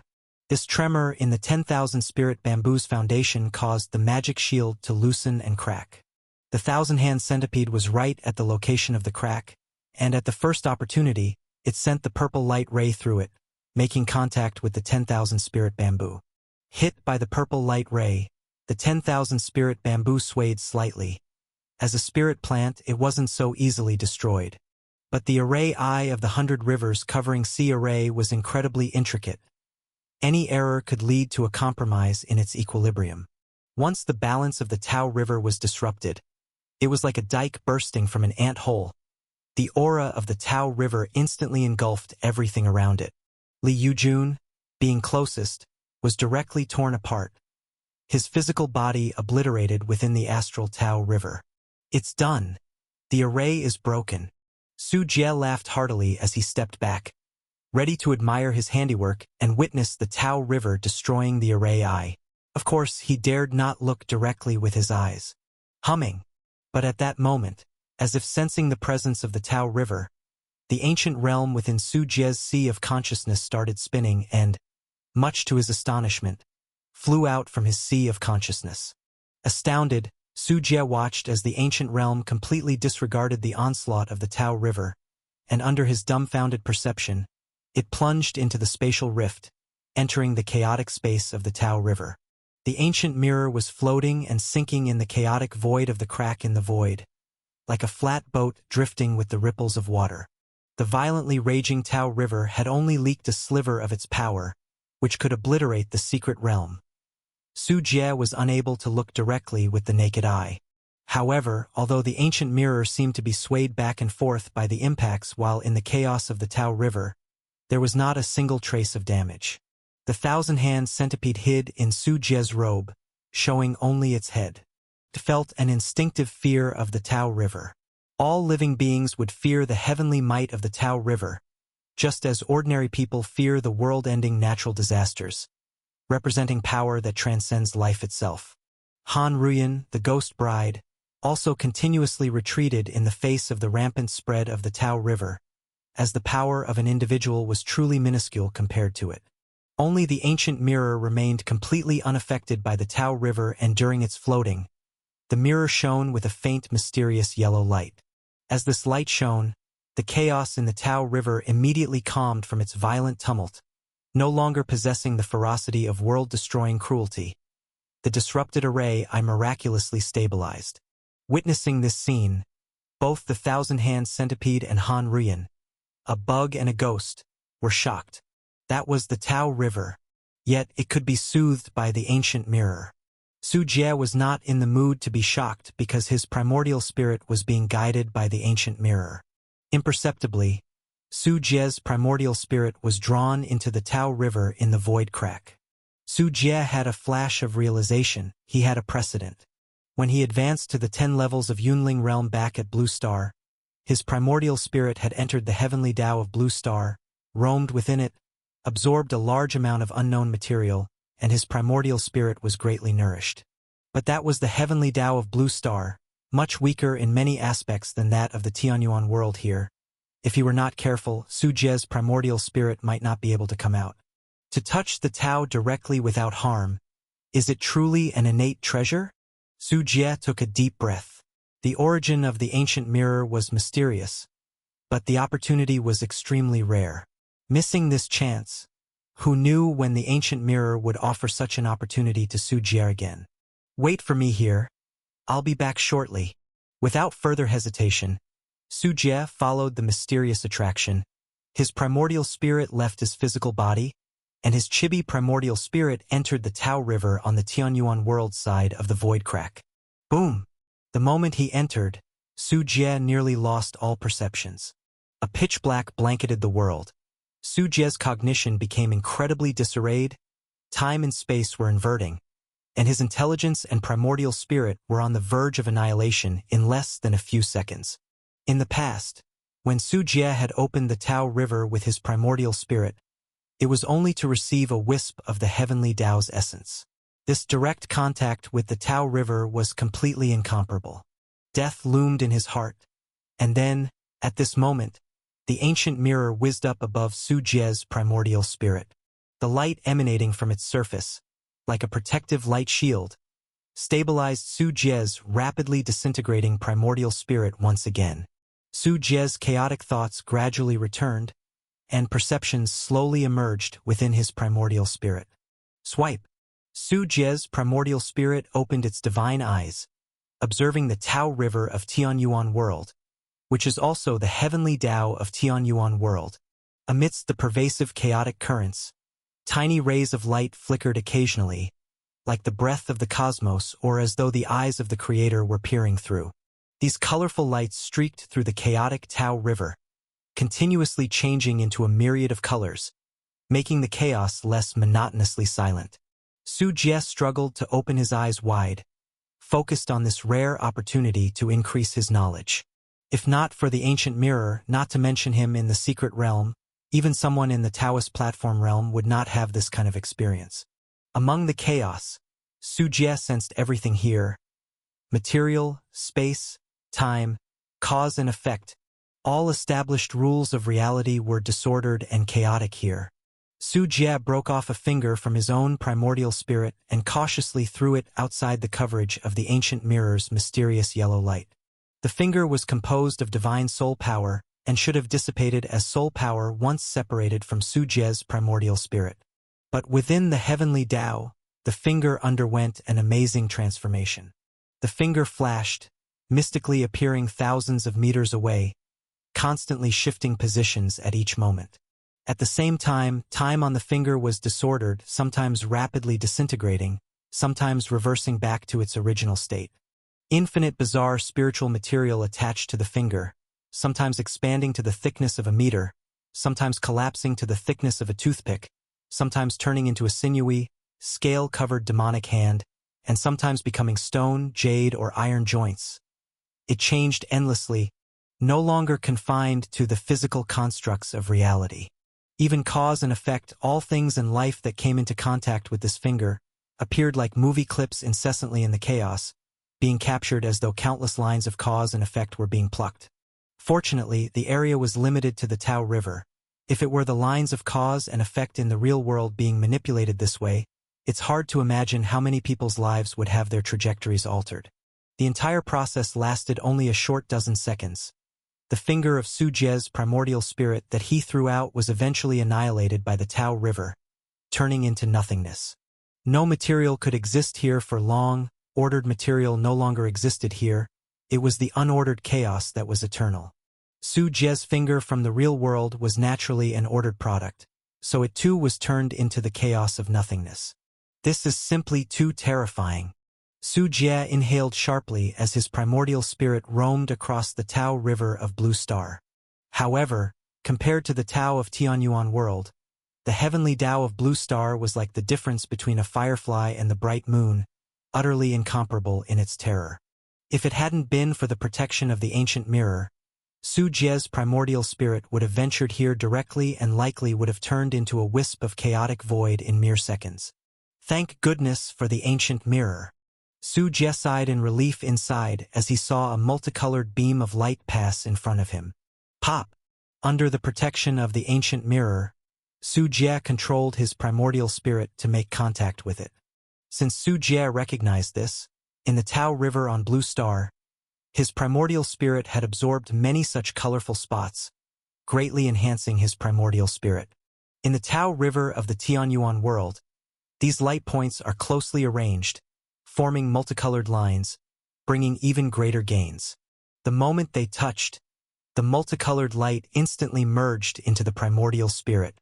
Su Jie's recently severed finger visibly restored itself, a sensation thousands of times more exhilarating than taking opium, spreading through every inch of his primordial spirit, causing his primordial spirit to shudder in delight and grow a few millimeters taller. Just as I expected, this thing indeed enhances the primordial spirit, he thought. Su Jie's eyes sparkled, and he decisively controlled his primordial spirit to chase after those multicolored beams of light. These were not easy to catch because everything within the chaotic airflows was disordered. Sometimes the multicolored light would appear before you, and the next moment, it might have moved thousands of meters away.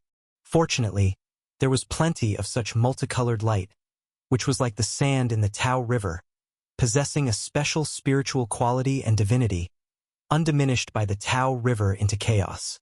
Seeing how difficult it was to capture the multicolored light, Su Jie changed his method, continuously stretching and extending his primordial spirit.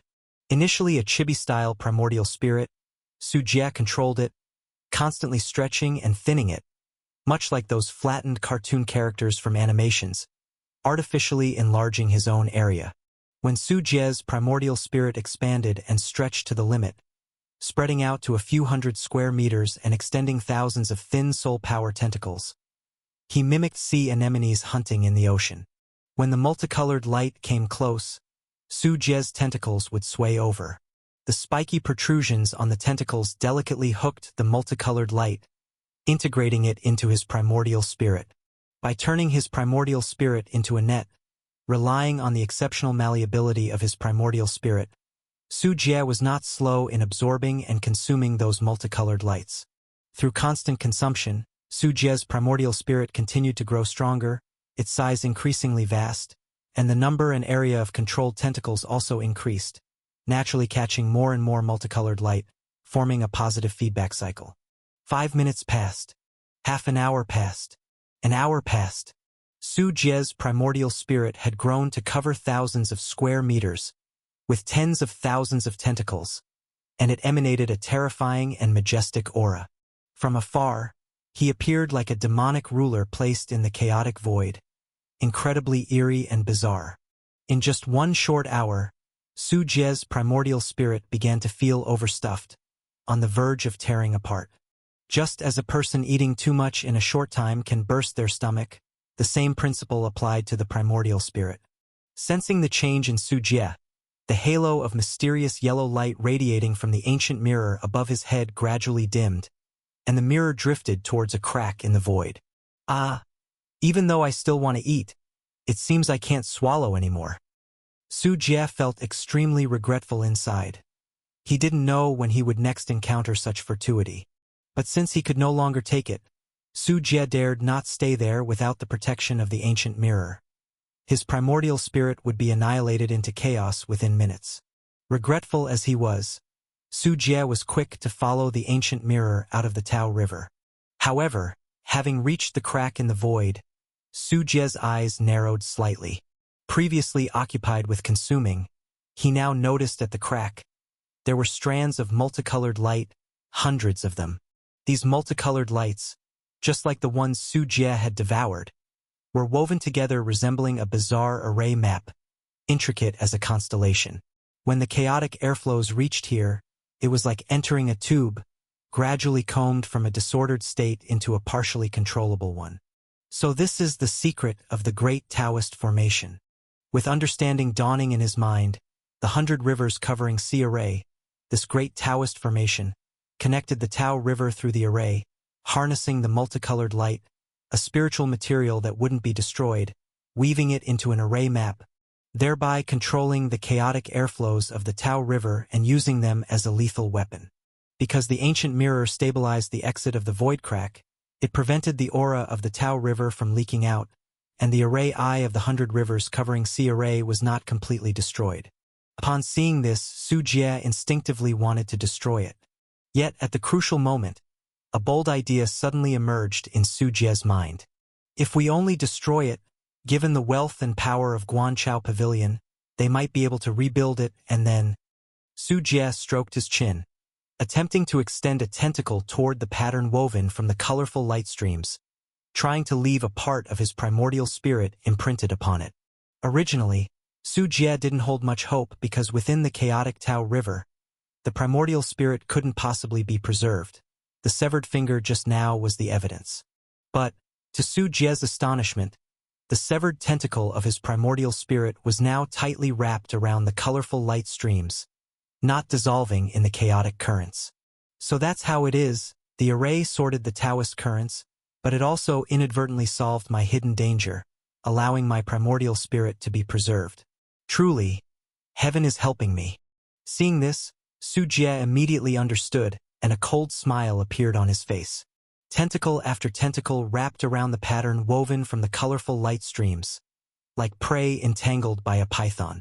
These remnants of the primordial spirit still carried a part of Su Jie's will, allowing him to activate them within the range he could sense. It was like a dormant virus program, waiting to resurrect when the time came. The timing could last for a month. In the past, Su Jie would not have been able to do this. Once the primordial spirit left the host, it would collapse before long. However, after absorbing a large quantity of the colorful light, Su Jie's primordial spirit had greatly improved. This was a new ability he had mastered. After planting a timed bomb here, Su Jie's primordial spirit followed the ancient mirror through the virtual cracks of the Tao River, returning to the real world. As the ancient mirror left, the spatial rift also sealed itself automatically, and the chaotic and disordered Tao River disappeared along with it. Whoosh! The ancient mirror dived into the sea of consciousness of Su Jie's primordial spirit, which immediately returned to the physical body, entering the brain. The next moment, Su Jie slowly opened his eyes. Husband! Han Ruyan looked at Su Jie with concern. She only showed a hint of human emotion when facing him. Su Jie's sudden dive into the Tao River had alarmed her, especially since Su Jie took a long time to emerge. If not for the contract still active from the 9 Nether Ghost cultivation technique that bound her to him, she would have thought Su Jie was annihilated within the Tao River. Jed.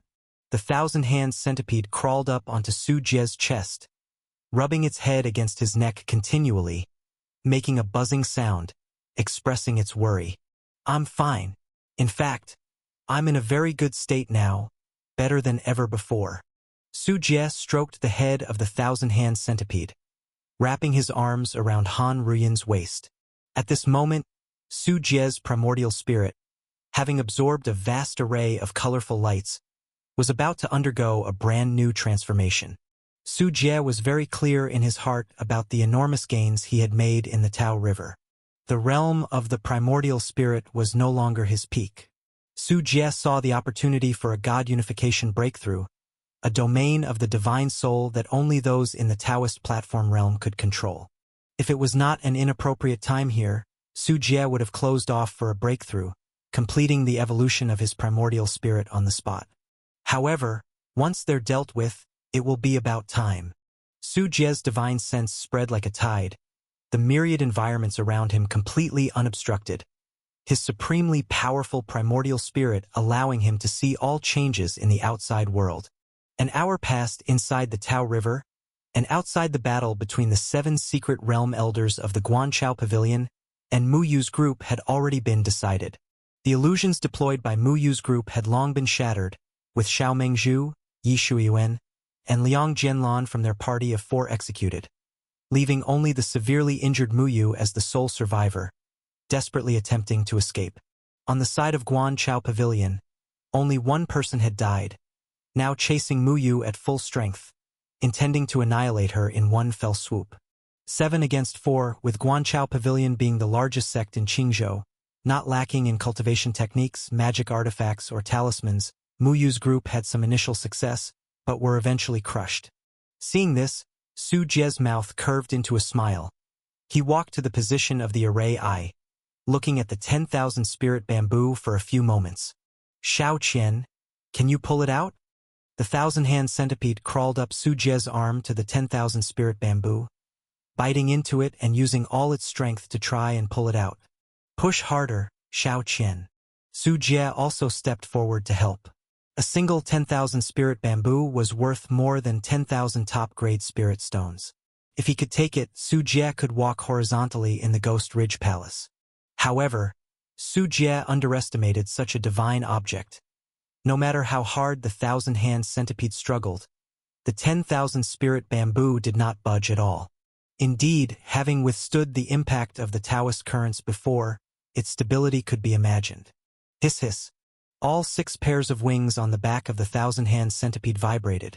It exerted itself with all its might, slightly shaking the entire tall tower. Yet the 10,000 spirit bamboo did not show the slightest intention to move. Su Jie's divine sense perceived, following the roots of the 10,000 spirit bamboo, that the bamboo's roots not only spread throughout the entire tower but also had covered a large area of Raoyang Lake, the roots growing to a depth of more than 1,000 meters underground. This stability was beyond the 1,000-hand centipede's ability to shake.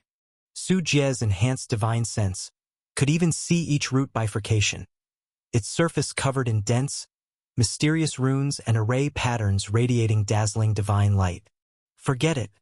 Seems I am fated yet bereft of this bamboo.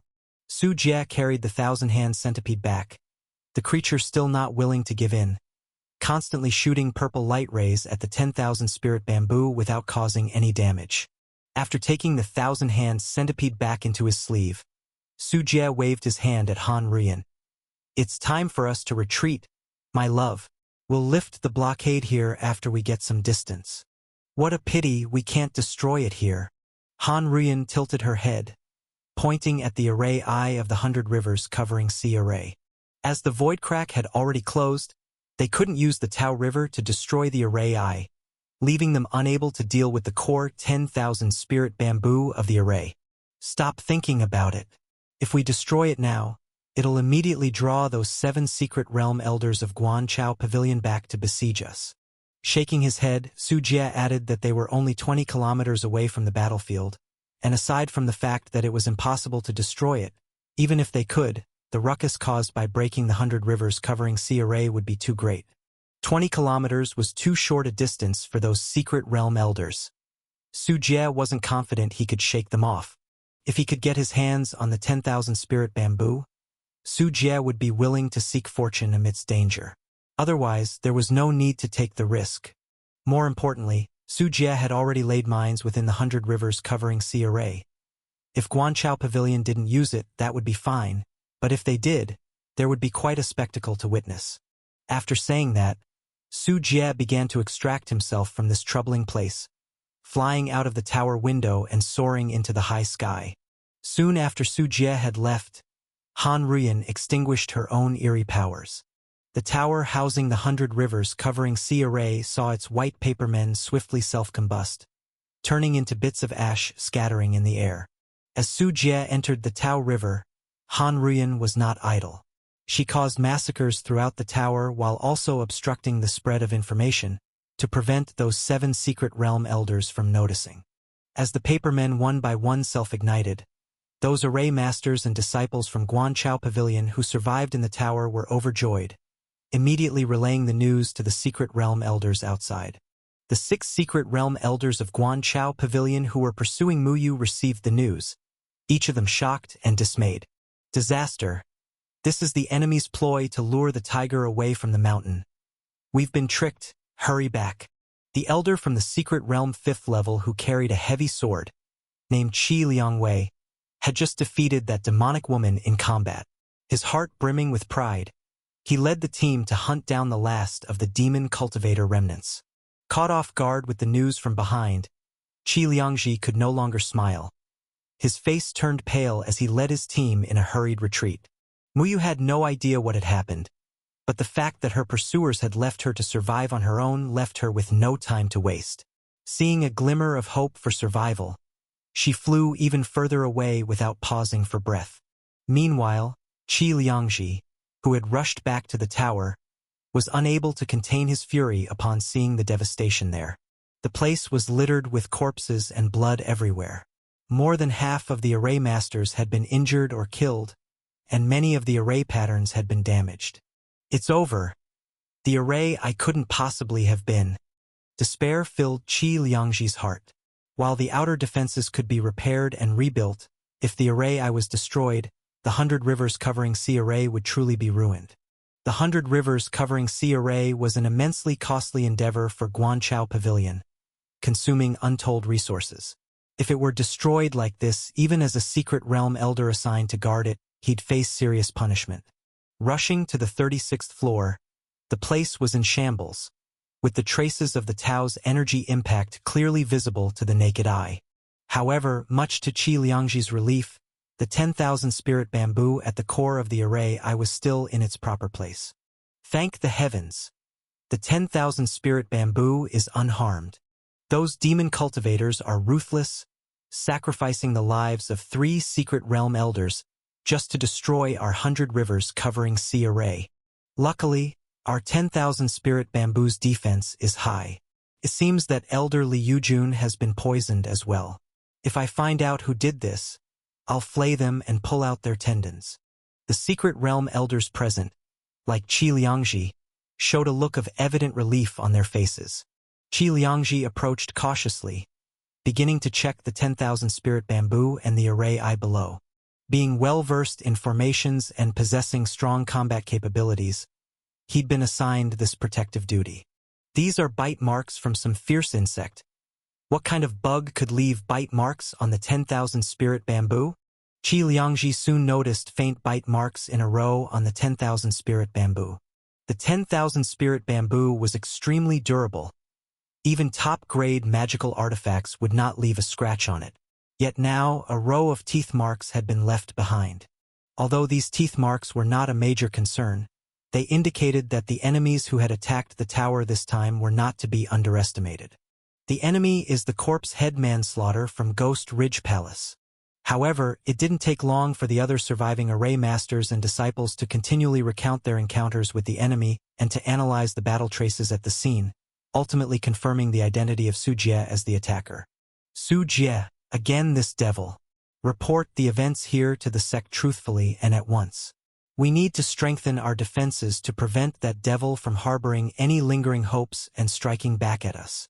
A stony-faced Qi Liangji held a scale in his left hand, which the thousand-hand centipede had shed when buffeted by the Tao. His right hand was playing with the ash on the ground, where traces of that cold, eerie power still lingered. According to intelligence, Su Jie had a terrifying female ghost by his side. In Ghost Ridge Palace, the only person who played with ghosts was Su Jie, making the identity of the attacker easy to deduce. While Qi Liangji was on high alert, fearing Su Jie may still wish to destroy the 100 rivers covering sea array, little did he know that Su Jie had already shifted his target elsewhere. In Yu City, as the lanterns were just being lit, aboard the Purple Garden flower boat, 2 maidservants were carefully holding medicinal herbs, bustling about in front of a jade bed. On the bed, a woman was lying prone, receiving wound cleaning treatment from the maids. Thump! One of the young women didn't grasp her strength properly, and it was slightly excessive. The next moment, a scarlet light flashed, and the maid's beautiful head rolled to the ground. Her eyes were wide open, seemingly in disbelief that she had brought about her own untimely demise. Elder, spare my life. The other maidservant knelt down with a thud, fear filling her eyes. Useless. If you can't even do a small task properly, what use are you to keep around? Muyu grunted, irritation in her heart as red light shone in her eyes. Seeing the murderous intent in Muyu's eyes, the other maidservant turned pale with fright. Just as she turned around, her head similarly fell off. After killing them, the irritability in Muyu's eyes eased somewhat. Her irritation stemmed from her wounds. At the moment, Muyu's bare back was exposed, her skin as delicate and white as milk. However, on her smooth, snowy back, there were terrifying scars that marred her beauty. These scars were from sword slashes. Her flesh was cut and peeled back, revealing the squirming of her internal organs. For Muyu of the secret realm, she wasn't lacking in healing pills, but inside these wounds, her whole body's meridians kept pulsating and collapsing, as if being struck by waves, causing blood vessels to rupture and meridians to break at times, and once she exerted herself, She would spew large mouthfuls of blood and turn pale.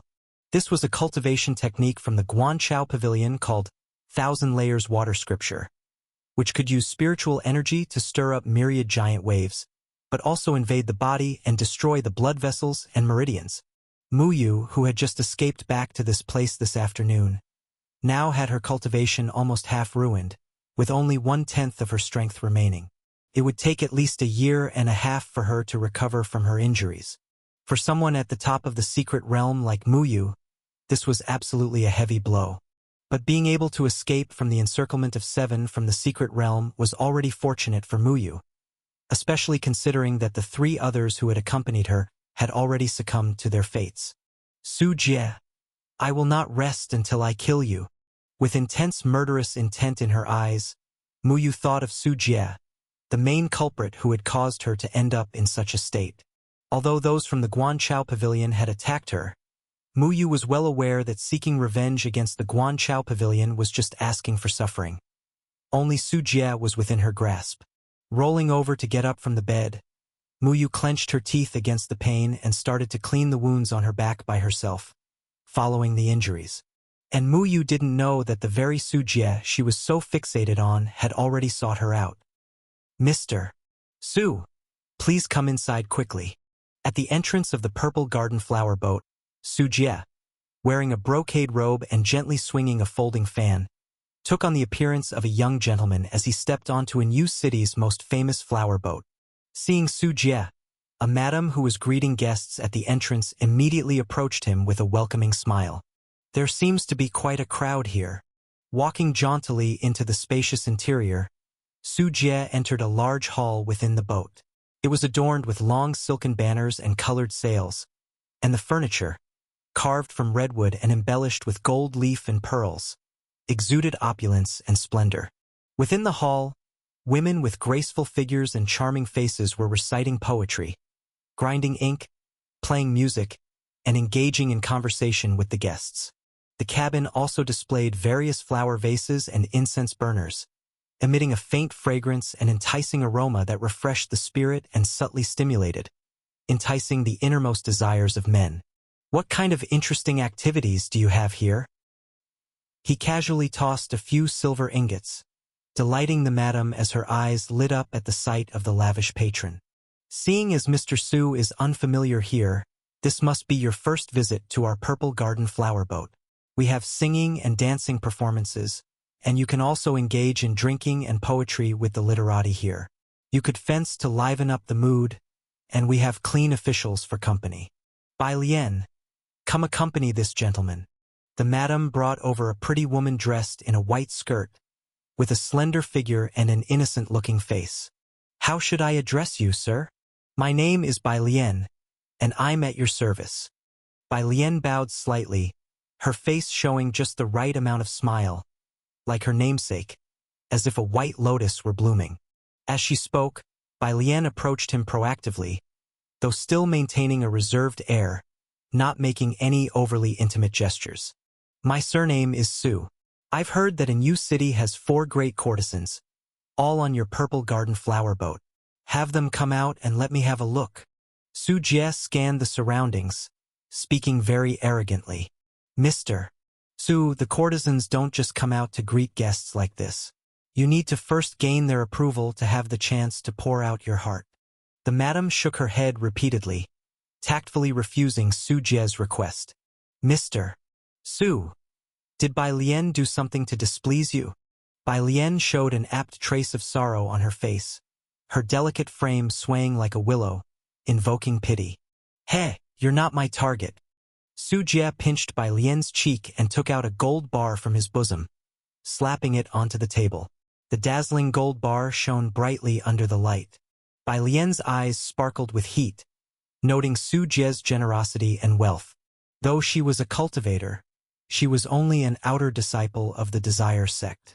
Gold was also a spiritual material, and if she could attract Su Jie's heart and make him fall head over heels for her, wouldn't that mean a considerable fortune in the future? Mr. Su, that's not how things are done here. The courtesans aren't swayed by money alone. You need to show sincerity. If you're genuinely interested, I can tell you about the courtesans personally. While I can't guarantee that you'll get to meet them, I can assure you that you won't be disappointed. Bai Lian naturally linked arms with Su Jie, her bewitching technique on full display, her body exuding a hazy and enchanting charm, drawing the gaze of nearby guests. What rules? Is it just because the money isn't enough? Are 10 gold bars sufficient? If not, then 100. Su Jie placed the gold bars onto the table one by one, displaying an attitude as if money meant nothing to him. Upon seeing these gold bars, innumerable eyes within the flower boat turned their gaze. Although many high-ranking officials and nobles here would throw their money around, they all used silver notes and had their servants handle the payment. Someone like Su Jie, who personally flaunted his wealth to make a point, was a first.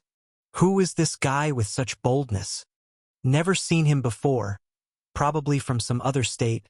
He looks very unfamiliar. He does seem a bit familiar to me. I think I've seen his face somewhere. A group of guests whispered among themselves, not daring to slander due to the unclear origins of Su Jie. If it had been an ordinary person causing a ruckus here, they would have been chased out with sticks long ago. A glint flashed in Bai Lian's eyes, as she looked in a certain direction where her charming illusion technique was subtly cast. The madam had a troubled look on her face and was about to speak when a voice came from nearby. Where is this bumpkin-rich tycoon from? This is not the place for you to act wildly. And let go of Miss Bai Lian immediately. Being with you is such a waste. A young master with a floating step and a pale face, clearly drained by alcohol and lust, approached, his body reeking of alcohol, seemingly unable to stand Su Jie's behavior any longer and wanting to step in. Meanwhile, Bai Lian, by Su Jie's side, suppressed the strange light in her eyes. This young master was one of her forbidden delights. She had planted a seed of enchantment in him during their moments of passion. And now, he was easily lured by a gentle persuasive technique. Mr. Su, young Master Lin. Let's talk this out nicely. Bai Lian clasped Su Jie's arm, tiptoeing to whisper in his ear. Mr. Su, that is the second son of Lin's trading house in a new city. Let's not get into a fight with him. I will mediate for you and ensure you won't have any problems. Continuously casting her bewitching technique, Bai Lian was confident that leveraging her good deed would soon ensnare Su Jie, making him fall hopelessly in love with her.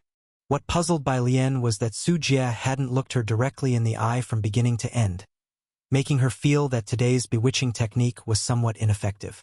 A faint smile appeared on Su Jie's face as he looked over. What are you looking at? I'm talking about you. The Oiran here sell their arts, not their bodies. You think you can see her just because you have some stinky money. Believe it or not, The fury on young Master Lin's face was visible, and he was about to spout profanities when suddenly, he noticed Su Jie's eyes turning deep purple. Whoosh! The purple light ray burst forth, illuminating the flower boat's hull as bright as daylight. The air temperature skyrocketed, accompanied by the smell of scorching air, and young Master Lin's entire upper body was melted. The purple light ray's momentum didn't stop and even pierced through the cabin, with a silhouette seen fleeing from inside the boat. As Su Jie maintained the purple light ray and followed the movement of his eyes, the beam traced the trajectory of the figure, covering it. The purple light ray plunged into the canal water, evaporating it into mist after mist, reaching the river bottom and creating a hole a zhang in diameter on the water's surface. The nearby water boiled under the high temperature, and fish and shrimp turned belly up on the surface, while faintly, a woman's scream could be heard. The madam was stunned, Bai Lian was dumbfounded, and all the surrounding guests were shocked. Just a moment ago, there was a squabble and suddenly someone was left with only half their body, and that magic. The dignitaries and nobles swallowed hard, for they were not entirely unfamiliar with cultivators. Many of them had loose cultivators as guest elders in their homes, but those were generally of low cultivation, without many powerful magics at their disposal. The power of the magic that Su Jie had just used exceeded their imaginations. Bai Lian, who was close to Su Jie, tensed up even more. She could feel the depth of the spiritual power within him, like a vast ocean, unfathomable, that he had unleashed with his attack. Since the Oiran won't see me, I'll just have to invite her out myself. By the way, I'm quite curious. Which sect do all of you come from? Su Jie stroked his chin, gazing at the river surface with a playful look in his eyes. They are enemies. The young women of Purple Garden Flower Boat present at the scene were like facing a formidable enemy, surrounding Su Jie with caution, as they could tell he had come looking for trouble. Above the river surface, a woman in a wretched state leaped out of the water, treading on it, her eyes glued on Su Jie. This person was none other than Muyu, a senior elder from the Desire sect. Her left arm had vanished from sight at this moment, dissolved by the purple light ray moments ago. Already severely injured, her strength had plummeted to the lowest point in her history, and Su Jie's sudden attack nearly killed her on the spot, had it not been for her quick reaction.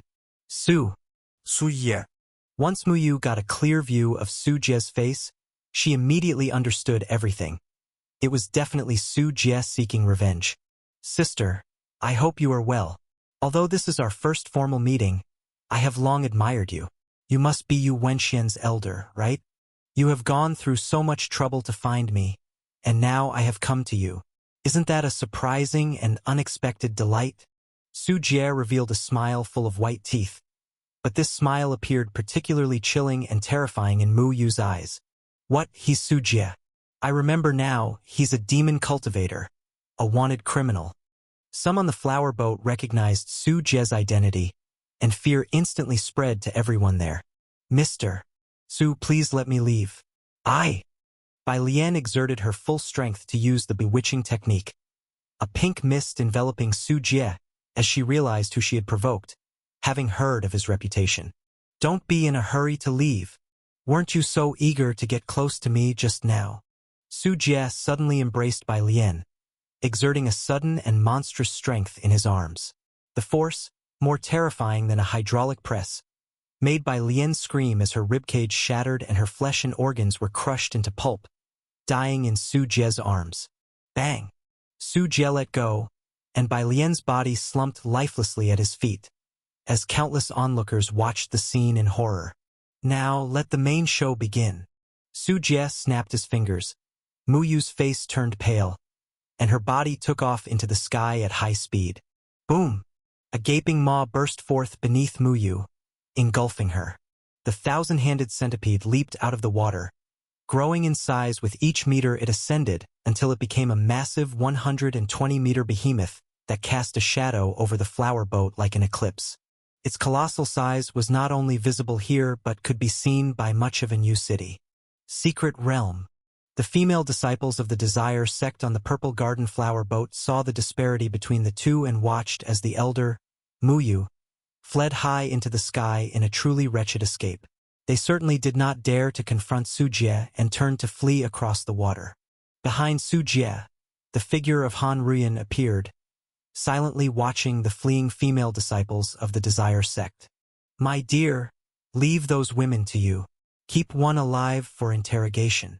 Su Jie stepped forward, and the white-boned sky-slaying sword turned into a beam of light, rapidly chasing after Mu Yu.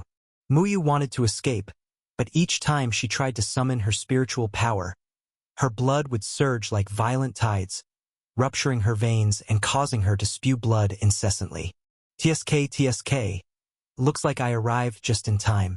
I take great pleasure in bullying the weak and infirm. Su Jie pursued her relentlessly, spotting the ailment in Mu Yu's body and not hurrying to catch up. He kept tailing her, allowing her wounds to worsen and her to bleed out more extensively. You despicable scoundrel, if only my body were sound. Mu Yu saw through Su Jie's plan, her eyes filled with jealousy and rage. She stopped abruptly, and a red light flashed by. In front of Su Jie, the white-boned sky-slaying sword blocked the red light. It was a red refining flying sword, a top-grade magical artifact. If you're not running, then you'll die by my hands. A sly smile curled on the corner of Su Jie's mouth, as the huge shadow of the thousand-handed centipede blocked Mu Yu's retreat, trapping her completely. When did you realize we were tracking you? Setting up a trap to kill someone by borrowing someone else's hand. Your young age belies such a malicious mind. Mu Yu, knowing she couldn't escape, glared at Su Jie through gritted teeth. If it wasn't for Raoyang Lake being struck by Guanchao Pavilion, how could she have been so embarrassingly hunted down by Su Jie? Thanks for the compliment. Malicious is a term of endearment for us demon cultivators. As for when I discovered you, when did you start thinking the tracking powder deployed by Yuan Xian could elude my perception? Su Jie caressed the icy blade of the white-boned sky-slaying sword, and although he was smiling, his eyes overflowed with nothing but a cold killing intent. Mu Yu's complexion turned ugly, not expecting her plan to go awry at the very beginning. I'm quite curious. Why were you looking for me? Speak, and I'll leave your corpse intact. Promise to let me leave, and I'll tell you everything. If you don't want a dignified death, then there's nothing more to say. Su Jie's gaze turned indifferent, and he coldly uttered two words, "Thunder, come." Boom, boom, boom. Heavenly thunder roared like dragons, the purple cloud heavenly thunder striking towards Mu Yu. Break! Mu Yu tried to use the sword chi from her red refining flying sword to counteract the heavenly thunder.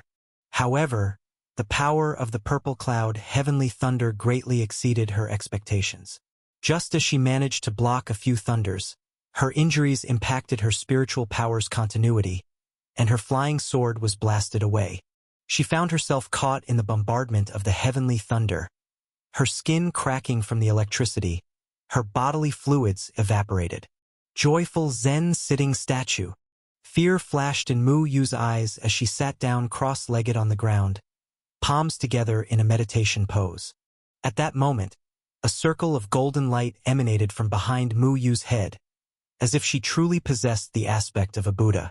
Thunder exploded on the surface of her body but failed to harm her flesh. However, this situation did not last a few seconds before Su Jie intensified his attack. The purple cloud heavenly thunder faintly shimmered with a hint of gold. Its power raised yet another notch. Mu Yu's screams rang out immediately because the purple cloud heavenly thunder shattered her defense. Su Jie's gains in the Tao River were huge. His primordial spirit had reached the perfect realm of the current stage. Since the power of divine skills was linked to the strength of the primordial spirit, the power of the purple cloud heavenly thunder also surged. If Mu Yu had not been injured, Su Jie certainly wouldn't have broken through her defenses so easily. But who told her to lack follow-through? Now, with just the purple cloud heavenly thunder, Su Jie brutally tortured Mu Yu, leaving her with no power to fight back. Young master, do I look beautiful to you? Under the onslaught of the heavenly thunder divine skill, Mu Yu cast the illusion desire technique, the strongest illusion technique of the desire sect. It was this technique that had immobilized 7 cultivators from Guanchao Pavilion previously. If she could trap Su Jie, she might have had the chance to escape. Pink veils spread and permeated the area, but Mu Yu did not know that Su Jie had already changed beyond recognition. Merely a lure of flesh and bone trying to disturb my devil heart. All is illusion. All is but fleeting beauty. Su Jie's primordial spirit thundered chaotically, his immensely powerful primordial spirit utterly immune to the control of illusion technique. In the past, despite being a great distance away, Su Jie was pulled into memories of his college days by this illusion technique and was controlled for several minutes. But now, facing Mu Yu almost directly, such an illusion technique was instantly broken by Su Jie. The strength of his primordial spirit brought mental fortitude. The rampaging thunder not only broke through the illusion technique but also struck Mu Yu like countless thunder spears, bombarding her from the sky and smashing her into the ground. Clink clatter. When Mu Yu lost her balance, her red refining flying sword swayed and was knocked away by the white-boned sky-slaying sword towards the thousand-hand centipede, which gripped it firmly, turning it into one of Su Jie's spoils of war. Looking at Mu Yu now, her whole body was charred, internal organs exposed to the air, limbs blasted off by the thunder. Su Jie lived up to his word. He said he wouldn't leave her whole, and he didn't leave her whole. Once a beauty hard to forget, Mu Yu now resembled a charred piece of wood, a sight of ghastly despair. Mu Yu's mouth opened, all her teeth fallen out. Her torn vocal cords tried to emit a seductive sound, struggling in her last moments, unsure if to beg for mercy or to fight to the death. But no matter what Muyu intended to do, it was too late. As soon as Muyu opened her mouth, a white light streaked across the sky. It was the white-boned sky-slaying sword, bisecting her body. Thud. Expression frozen on her face. Muyu's head rolled from her neck. And just at that instant, a blue light suddenly flashed, heading straight for Su Jie's brain. That was Muyu's divine soul, which had already taken the form of a primordial spirit. Now this primordial spirit turned into a sword intent on piercing Su Jie's brain. Little devil, even in death, I'll drag you down with me. An indignant voice transmitted from the primordial spirit sword, whose sword-shaped illusion cut through every barrier. Su Jie watched calmly as the sword approached, confident that his primordial spirit could defend against this attack. In terms of primordial spirit, Su Jie was far stronger than Muyu. Her longing for a joint demise was but wishful thinking. However, the combat between divine souls was exceedingly dangerous, and Su Jie opted for a safer measure. A splendid golden membrane protected Su Jie all around. When the primordial spirit sword landed on it, it was like sinking into a marsh, causing only a slight depression in the membrane, utterly unable to penetrate it. From Su Jie's chest, a golden lotus suspended mid-air, 3 green leaves casting holy light, rendering Muyu's final struggle laughable. 9-grade sacred lotus, our sect's sacred treasure is really on you. Wait, why are there only 3 leaves? On the primordial spirit sword, Muyu's voice had changed. After seeing the 9-grade sacred lotus, her mind wavered in distraction, and she fell into complete despair. As the holy object of the Desire sect, Muyu knew all too well how formidable the defense of the 9-grade sacred lotus was. Although the 9-grade sacred lotus in Su Jie's hand now only had 3 petals, it had not matured to the full 9 petals. But under Su Jie's control, given Muyu's current state, there was no hope of breaking through it at all. Oh, your sect's holy object? A contemplative look flashed in Su Jie's eyes, but his actions were swift. As he willed it, while the primordial spirit sword was slightly entangled by the 9-grade sacred lotus, hundreds of thunders enveloped Muyu's primordial spirit sword. Only the wails could be heard, as the divine skill of the purple cloud heavenly thunder, rooted in the divine soul, naturally could damage the sharp sword constructed by Muyu's primordial spirit, and the damage was extremely severe. In an instant, the primordial spirit sword shattered in the middle, equivalent to tearing the primordial spirit in two, a fate 100 times more painful than being cut at the waist. Was it you who planted the initial 9-leaf holy lotus within the bounds of Ghost Ridge Palace? Did you want to utilize the Qinglu Earth Spirit River within Ghost Ridge Palace to allow the 9-grade sacred lotus to truly mature? So you arranged for Yu Wanxian to infiltrate and spy on Ghost Ridge Palace. Su Jie made his conjecture, as more heavenly thunders continued to cover it. My sect will not let you go. Muyu's torn primordial spirit could no longer maintain the sword form, her resentful eyes seething with towering hatred. Haha, you definitely won't have the chance to see that day, said Su Jie with a wave of his hand. Although Muyu did not respond, her lack of denial was, to some extent, confirmation of the accuracy of Su Jie's conjecture. As Su Jie waved his hand, the 10,000 soul banner unfurled, and Muyu's fragmented primordial spirit couldn't resist being sucked into it, adding another dozen or so majestic and formidable ghost generals inside the soul banner. With this, Muyu, a powerful cultivator from the secret realm 5th level, fell at the hands of Su Jie. The entire battle was exceptionally easy, and Su Jie did not have a single scratch on him after the fight. The main reason was that Su Jie had strengthened his primordial spirit in the Tao River, while Muyu's injuries had weakened her.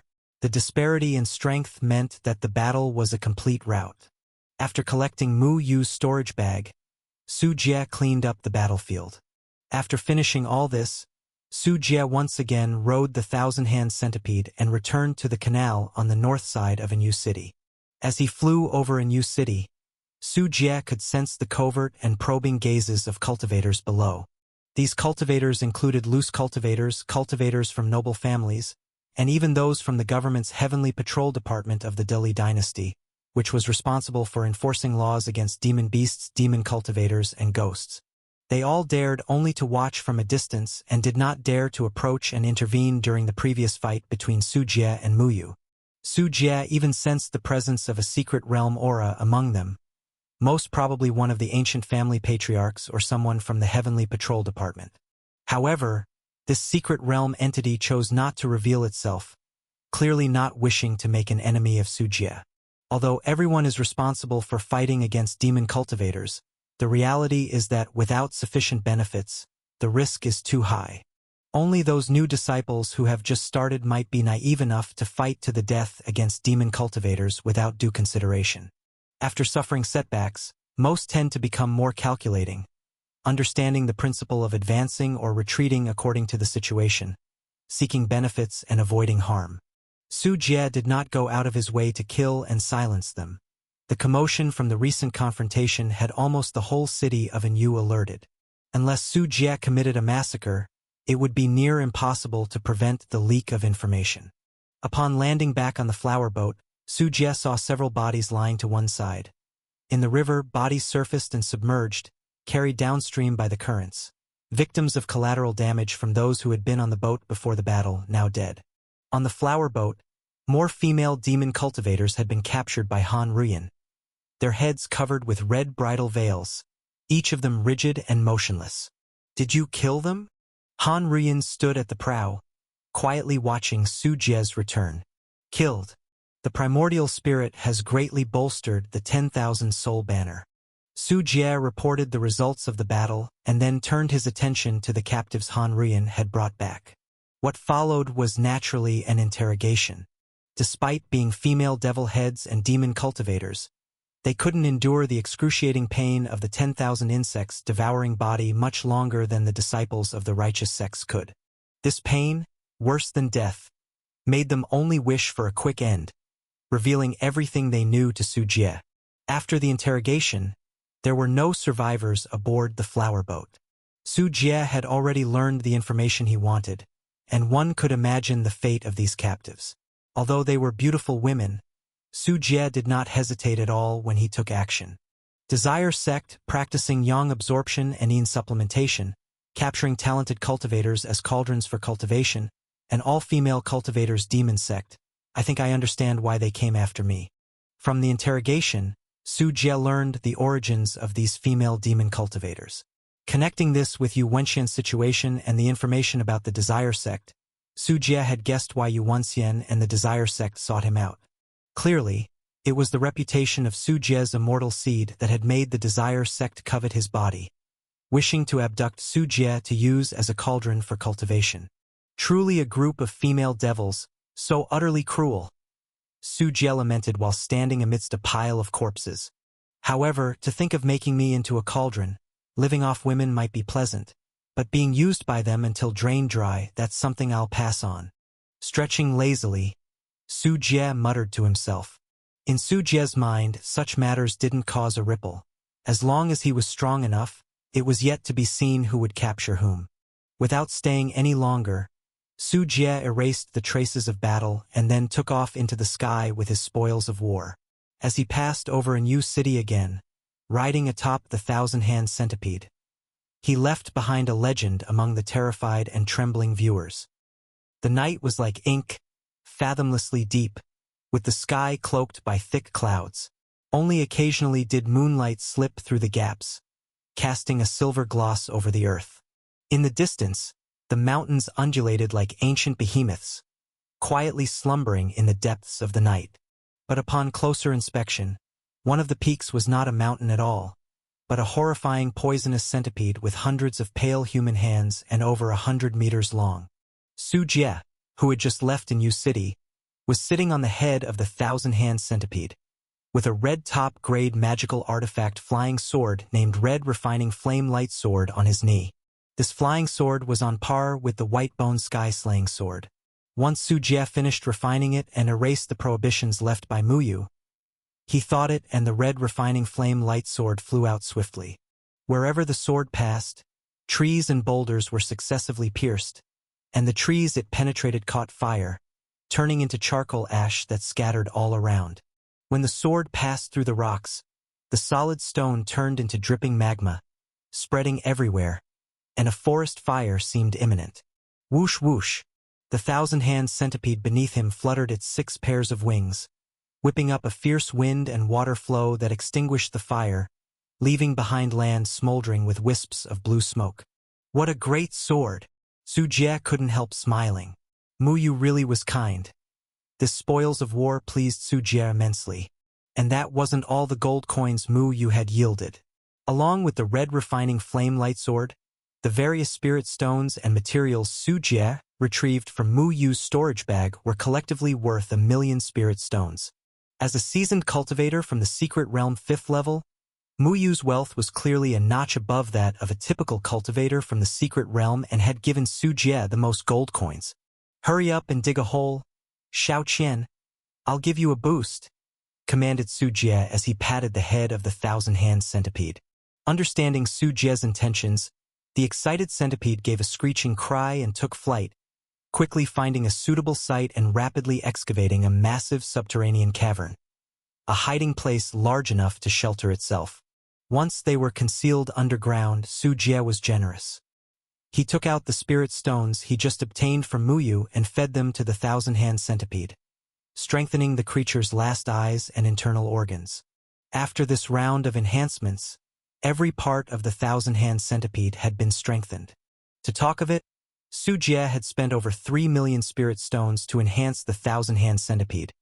But the increase in combat power brought about was so significant that even a top-grade 7 refinements poisonous insect might not be a match for it. Su Jie was controlling the strengthening of the thousand-hand centipede with ease. Having had multiple experiences, he was now well-versed in this process, and he planned to do another thing. "Wife, help me protect the law," Su Jie said to Han Ruyan. Han Ruyan didn't speak but simply waved her hand to create a number of papermen, while also releasing the Mirror Girl and the Lantern Ghost. After Su Jie had set up the formation to ensure protection, he took a deep breath, and his primordial spirit leapt out from the top of his head in an instant.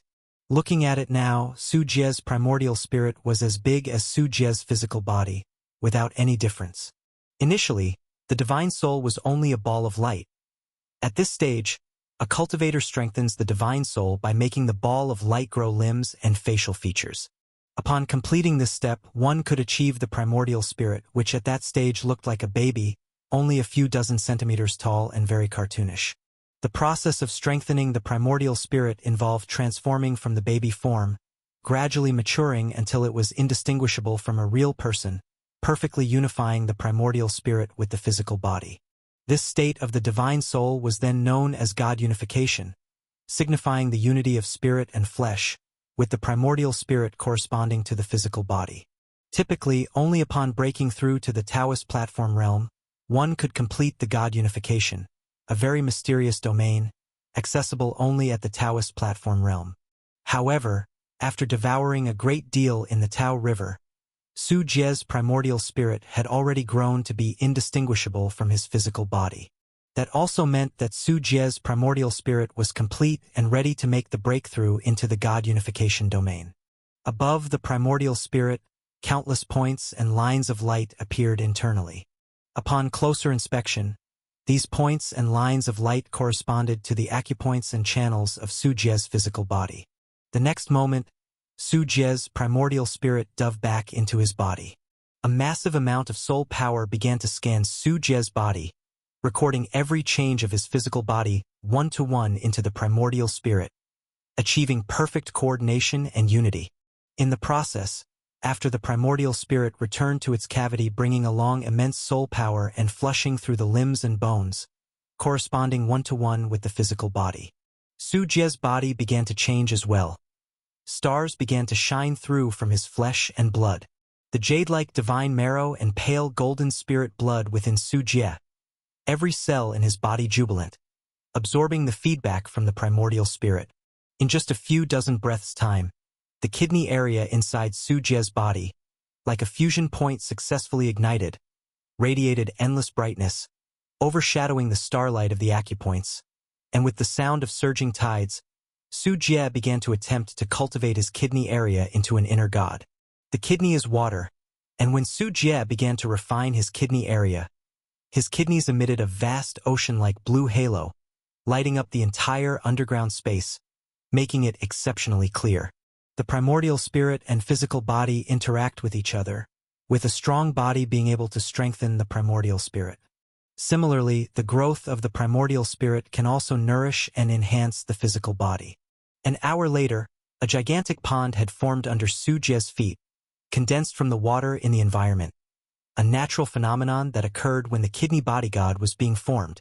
Su Jie was sitting cross-legged above this pond when gradually, waves began to stir on the surface. Even though there was no wind in the underground space, the pond, like the ocean, began to churn, sending wave after wave crashing against the surrounding soil. Boom! A fountain jetted from the pond, and Su Jie soared into the sky along with it. The fountain flowed and surged under Su Jie's feet, propelling him into midair. With a light clench of his fist, the air exploded, and the water droplets scattered in all directions, each one like a bullet, leaving the surroundings riddled with holes. And the water kept flowing, as if it would never be exhausted. The kidney is water, and when the kidney body god was unleashed, the endurance of the spiritual power could be increased. Considering the upcoming sect war, Su Jie chose to refine the kidney body god to give himself more combat endurance.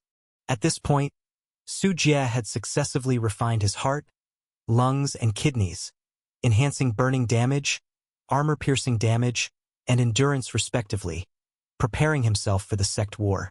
Secret Storage 3-level realm, Kidney Water God. A smile appeared on Su Jie's face. His cultivation realm, with the activation of the kidney body god, had also reached the 3rd level of Secret Realm. Without the feedback from the primordial spirit, it would have been impossible for Su Jie to advance to another cultivation realm in such a short period of time. When Su Jie's physical body made a breakthrough, the primordial spirit also finally completed the collection of all the microscopic details of the body, leaping out above his head again, sitting in the void, with a red cloak fluttering behind the primordial spirit, lending Su Jie's primordial spirit a majestic and awe-inspiring presence.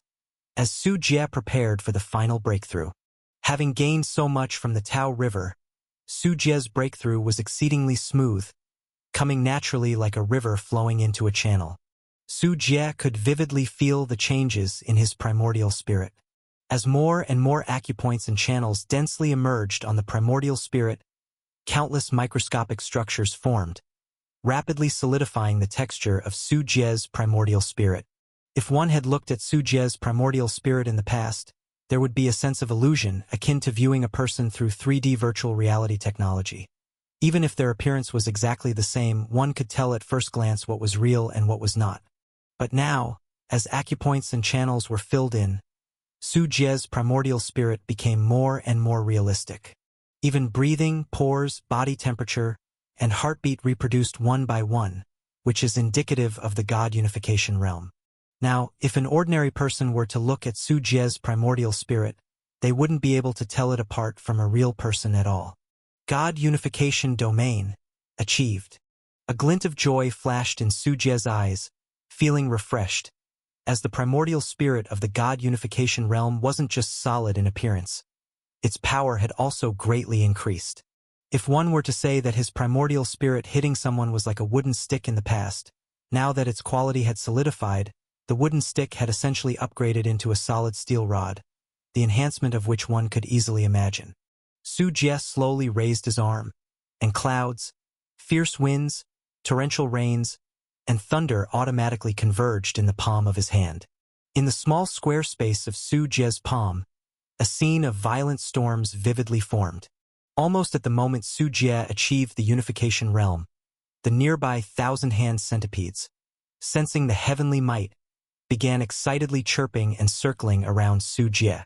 Meanwhile, the Lantern Ghost and Mirror Girl summoned by Han Ruyan, both 5th-grade fierce ghosts, instinctively felt fear under the heavenly might, trembling fiercely. As beings of malevolent nature, the 5th-grade fierce ghosts weren't afraid of ordinary lightning, but the heavenly might thunder from Su Jie's God unification realm truly instilled deep fear in them. They felt that any random strike of that thunder could completely obliterate them, both body and spirit. Only Han Ruyan could withstand it, but a trace of astonishment flickered in her eyes, marveling at the strength of Su Jie's primordial spirit.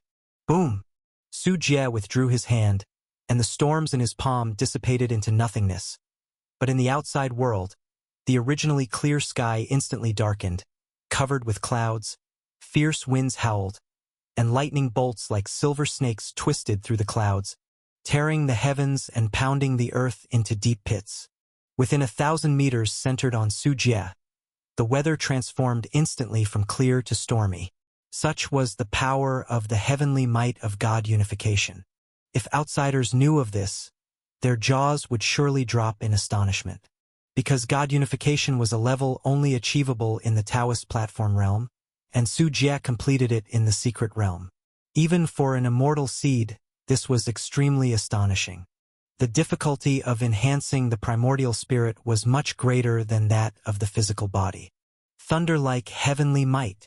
It indeed has something to do with divine skills. Su Jie murmured to himself. Although his primordial spirit had transformed into the God unification domain, the most fitting heavenly might he could activate was thunder, maximizing the power. Su Jie then looked over his primordial spirit, which at this moment appeared no different from an ordinary person, except at the shoulders and top of the head of the primordial spirit, where 3 small flames floated in the void. These represented the soul fire of the 3 souls of humans: the heavenly soul, earth soul, and human soul, also known as soul fire. These flames were only the size of peas and seemed like they could be extinguished by a mere gust of wind. But in reality, these 3 souls were extremely terrifying.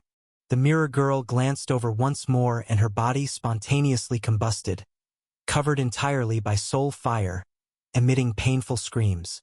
If it weren't for Su Jie withdrawing the soul fire, the mirror girl would have been burnt to complete ash. Advancement in the God unification domain involved strengthening these 3 fires of the soul until they covered the whole body, integrated into every part of the primordial spirit.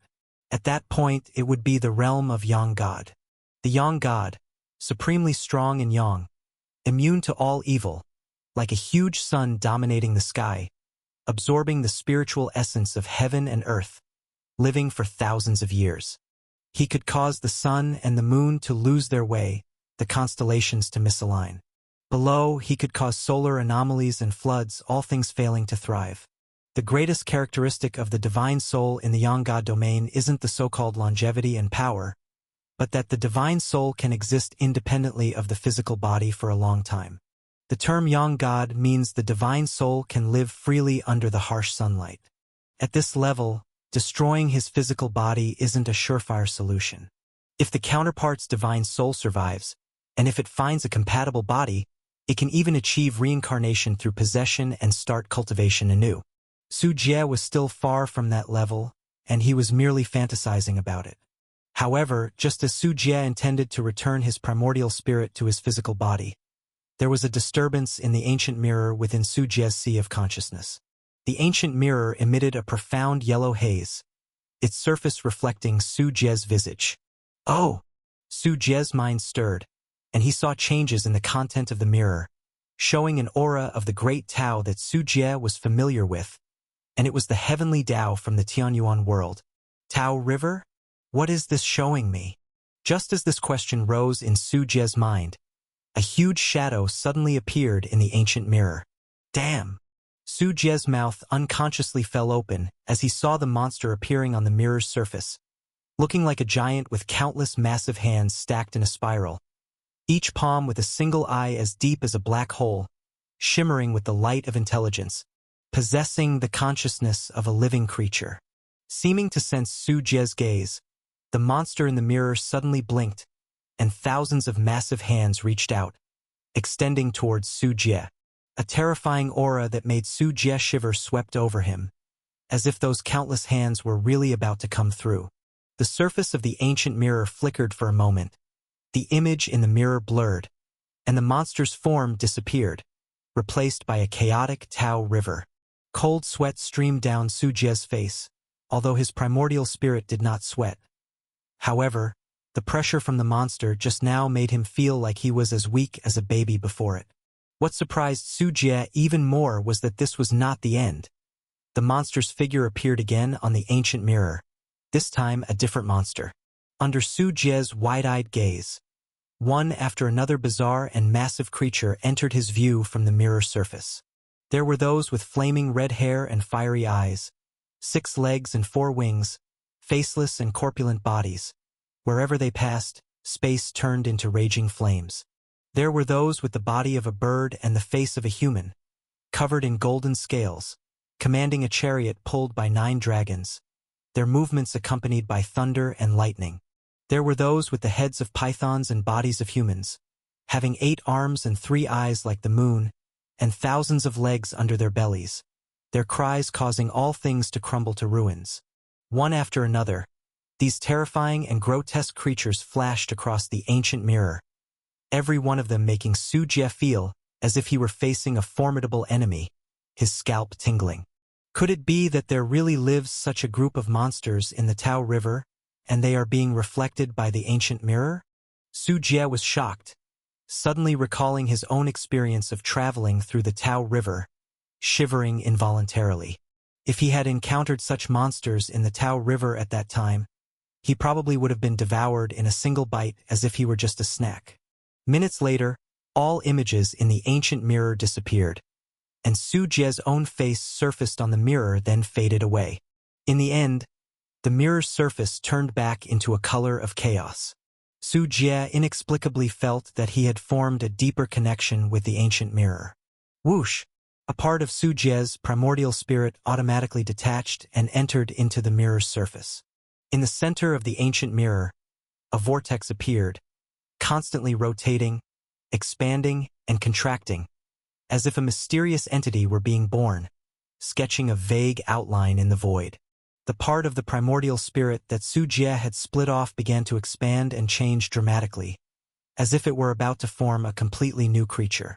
Su Jie knew that the ancient mirror must have thrown his primordial spirit into the Tao River, where all the rules were chaotic. Time, space, matter, and energy within it could transform wildly, easily turning a stone into a towering mountain or a towering mountain into untraceable microscopic molecules. If Su Jie's primordial spirit were thrown in, what it might turn into under the chaotic rules of the Tao River was unclear, but theoretically the primordial spirit could only exist there for a few seconds any longer and it would be obliterated. No, that's not right. As Su Jie's connection with that part of the primordial spirit deepened, a stream of air appeared in his divine sense, a stream of chaotic air, which he felt he could shape into any form he needed. Su Jie instinctively tried to mold it in his own image. However, as soon as he shaped it, the form was instantly crushed by the Tao, completely unable to hold its shape. When the image in the mirror shattered, a deafening roar broke the silence of the chaos, and Su Jie felt his head splitting with pain. Even Su Jie in the God unification realm couldn't withstand it, feeling as if his brain had split into 8 parts. The ancient mirror also fell silent with Su Jie's failure, leaving only one final message, like the ultimate truth of the Tao, directly branded into Su Jie's consciousness. It was as if primitive humans touched fire and knew it was hot, touched stone and knew it was hard, and knew danger when they encountered fierce beasts. A word appeared in Su Jie's heart after the silence of the ancient mirror. Its name was Dharma form. The information from the ancient mirror was chaotic and disorderly. As Su Jie meticulously sorted through it, he gained some enlightenment. The so-called Dharma form can be simply seen as the weapon of the primordial spirit. However, this weapon is not the usual knives, spears, clubs, or staves, but the self-forging of the primordial spirit into a Tao form. For example, the monster images that Su Jie saw in the ancient mirror were the chaotic creatures from the Tao River, which actually assisted Su Jie in comprehending the Dharma form. Because the human primordial spirit is too fragile, only by presenting the non-human form of Tao creatures can one achieve the Dharma form for combat, its outward form resembling a monster. The Dharma form requires repeated imprinting of the essence of Tao to take shape. To condense a Dharma form, one needs to split the primordial spirit, part of which is immersed into the Tao River. The primordial spirit undergoes the baptism of the Tao River because it is intangible and insubstantial, making it the most compatible medium for the Tao. Ordinary primordial spirit cultivators, when contacting the Tao, also rely on the primordial spirit to do so. Through repeated baptisms and tempering by the Tao River, the primordial spirit will gradually adapt to the essence of the Tao River and mix part of this essence into the primordial spirit, blending it in a certain proportion, and finally condensing the Dharma form into shape. In theory, only a divine soul at the level of a yang god should attempt to condense a Dharma form. Su Jie, being only in the God unification domain, could achieve this solely with the help of the ancient mirror. So this is the Dharma form. Clutching his throbbing head, Su Jie, having received this information, couldn't help but gasp in shock, his heart filled with excitement that almost overflowed from his chest. After a brief rest, Su Jie swallowed some elixirs to repair his divine soul. An hour passed, and after some of the pain in his primordial spirit had dissipated, Su Jie eagerly began his attempts again. Su Jie actively tore a part of his primordial spirit and placed it upon the surface of the ancient mirror. The silent mirror surface lit up again with a mysterious yellow halo, displaying the unpredictable chaotic landscape within. This is the convenience brought by the ancient mirror. Without it, relying on his own primordial spirit to directly face the Tao, Su Jie could only endure for about 10 seconds, once a day at most, until he was exhausted. But with the aid of the ancient mirror, Su Jie could try again in a very short time because the ancient mirror bore the pressure of the Tao for him. Watching the tumultuous waves of unknown life forms emerge again in the chaos, Su Jie took a deep breath, plunged his consciousness into it, and tried to shape his own Dharma form. This time, Su Jie no longer relied on his human form, but tried the monster-like form. Su Jie had understood that the terrifying images of chaotic creatures shown by the ancient mirror were hinting for him to imitate their forms for his Dharma form. Since these terrifying chaotic creatures could survive in the Tao River, it proved that their forms suited the chaotic rules of the Tao River. Imitating them to condense his own primordial spirit was definitely an excellent benchmark. However, Su Jie still underestimated the difficulty of forming the Dharma form, as the chaotic rules in the Tao River suddenly changed while he was halfway through. Su Jie was unable to control it, and the half-formed Dharma form dissipated like foam. Su Jie could only once again recover from the pain caused by the depletion of his primordial spirit, then try again. Attempting again, just as Su Jie, not without difficulty, managed to create the Dharma form, time in the Tao River became disordered. The Dharma form that Su Jie had shaped suddenly underwent a time reversal, returning to its initial, unformed state. This feeling was like working on a computer all day, only for the computer to crash, and all of one's day's work was lost, making Su Jie almost explode in rage. Grinding his teeth to calm himself, Su Jie did not become discouraged, failing again and again, trying over and over. There were too many uncertainties in the chaos. Due to the chaotic rules of the Tao River, time, space, and matter energy were all disordered, causing Su Jie to often fail due to various unexpected factors. Su Jie could only summarize experiences from continuous failures, adjusting based on these failures. A day passed, 2 days passed, until the 7th day, Su Jie finally felt that his Dharma form had successfully formed once. In the chaos akin to the beginning of heaven and earth, with chaos covering the sky and everything out of order, only a cluster of flesh was continuously contracting and expanding, like a newly formed embryo, only the size was slightly larger than a bit. Through the gap brought about by the disturbance of the chaotic air currents, from the embryo expanding and developing, a huge creature slowly took shape. Its form was colossal, like towering mountains, with wings on its back, no apparent hands or feet, and a face with only a vortex, lacking the usual human features. Inside the vortex, a single red and black eye could faintly be seen, seemingly reflecting human souls, making anyone who looked at it tremble. Its body was even more peculiar, composed of different materials. Some parts were made of flames, some of solidified water, and some were flesh, looking both terrifying and beautiful. Every slight movement of its body emitted intense energy fluctuations, shaking the ground, turning air into a vacuum, resembling a walking natural disaster. Roar! A roar like that of an ancient god. The Dharma form emerged halfway from the ancient mirror. With only half of its body revealed, the atmosphere in the entire underground space solidified. The thousand-hand centipede instinctively stood upright, emitting threatening, sizzling sounds toward the Dharma form. However, after several cries on this Dharma form, which had only protruded half of its body and was already larger than its own body, the thousand-hand centipede sensed its master's presence. This left the thousand-hand centipede very puzzled, for it differed greatly from its master's usual appearance. Han Ruyan felt it even more distinctly because the Dharma form was a construct mixed with primordial spirit and Tao River. The overwhelming might of the divine soul realm threatened Han Ruyan, who involuntarily dispersed her own eerie power to clash with the Dharma form's aura. Yet she was no match for the Dharma form and retreated several steps in the intangible confrontation. Seemingly because of her actions, the Dharma form moved its body, its single eye turning toward Han Ruyan. In that moment, Han Ruyan's lifeless body stiffened momentarily. This was not just the power of the primordial spirit, but also the mixed aura of the Tao River. Combined, they formed the Dharma form. Like the Mirror Girl and Lantern Ghost, these two fifth-grade fierce ghosts, facing Su Jie's Dharma form, directly lay down on the ground, their bodies trembling involuntarily. Being soul bodies themselves, they were more sensitive to the Dharma form than ordinary creatures, the terrifying pressure of a higher entity rendering them almost incapable of fighting back. Su Jie's Dharma form withdrew its gaze. The vortex on its face expanded, instantly manipulating the surrounding natural forces and spiritual energy. Just like when Su Jie usually launched a special move, borrowing the aura of the Tao River to control the nearby spiritual energy of heaven and earth.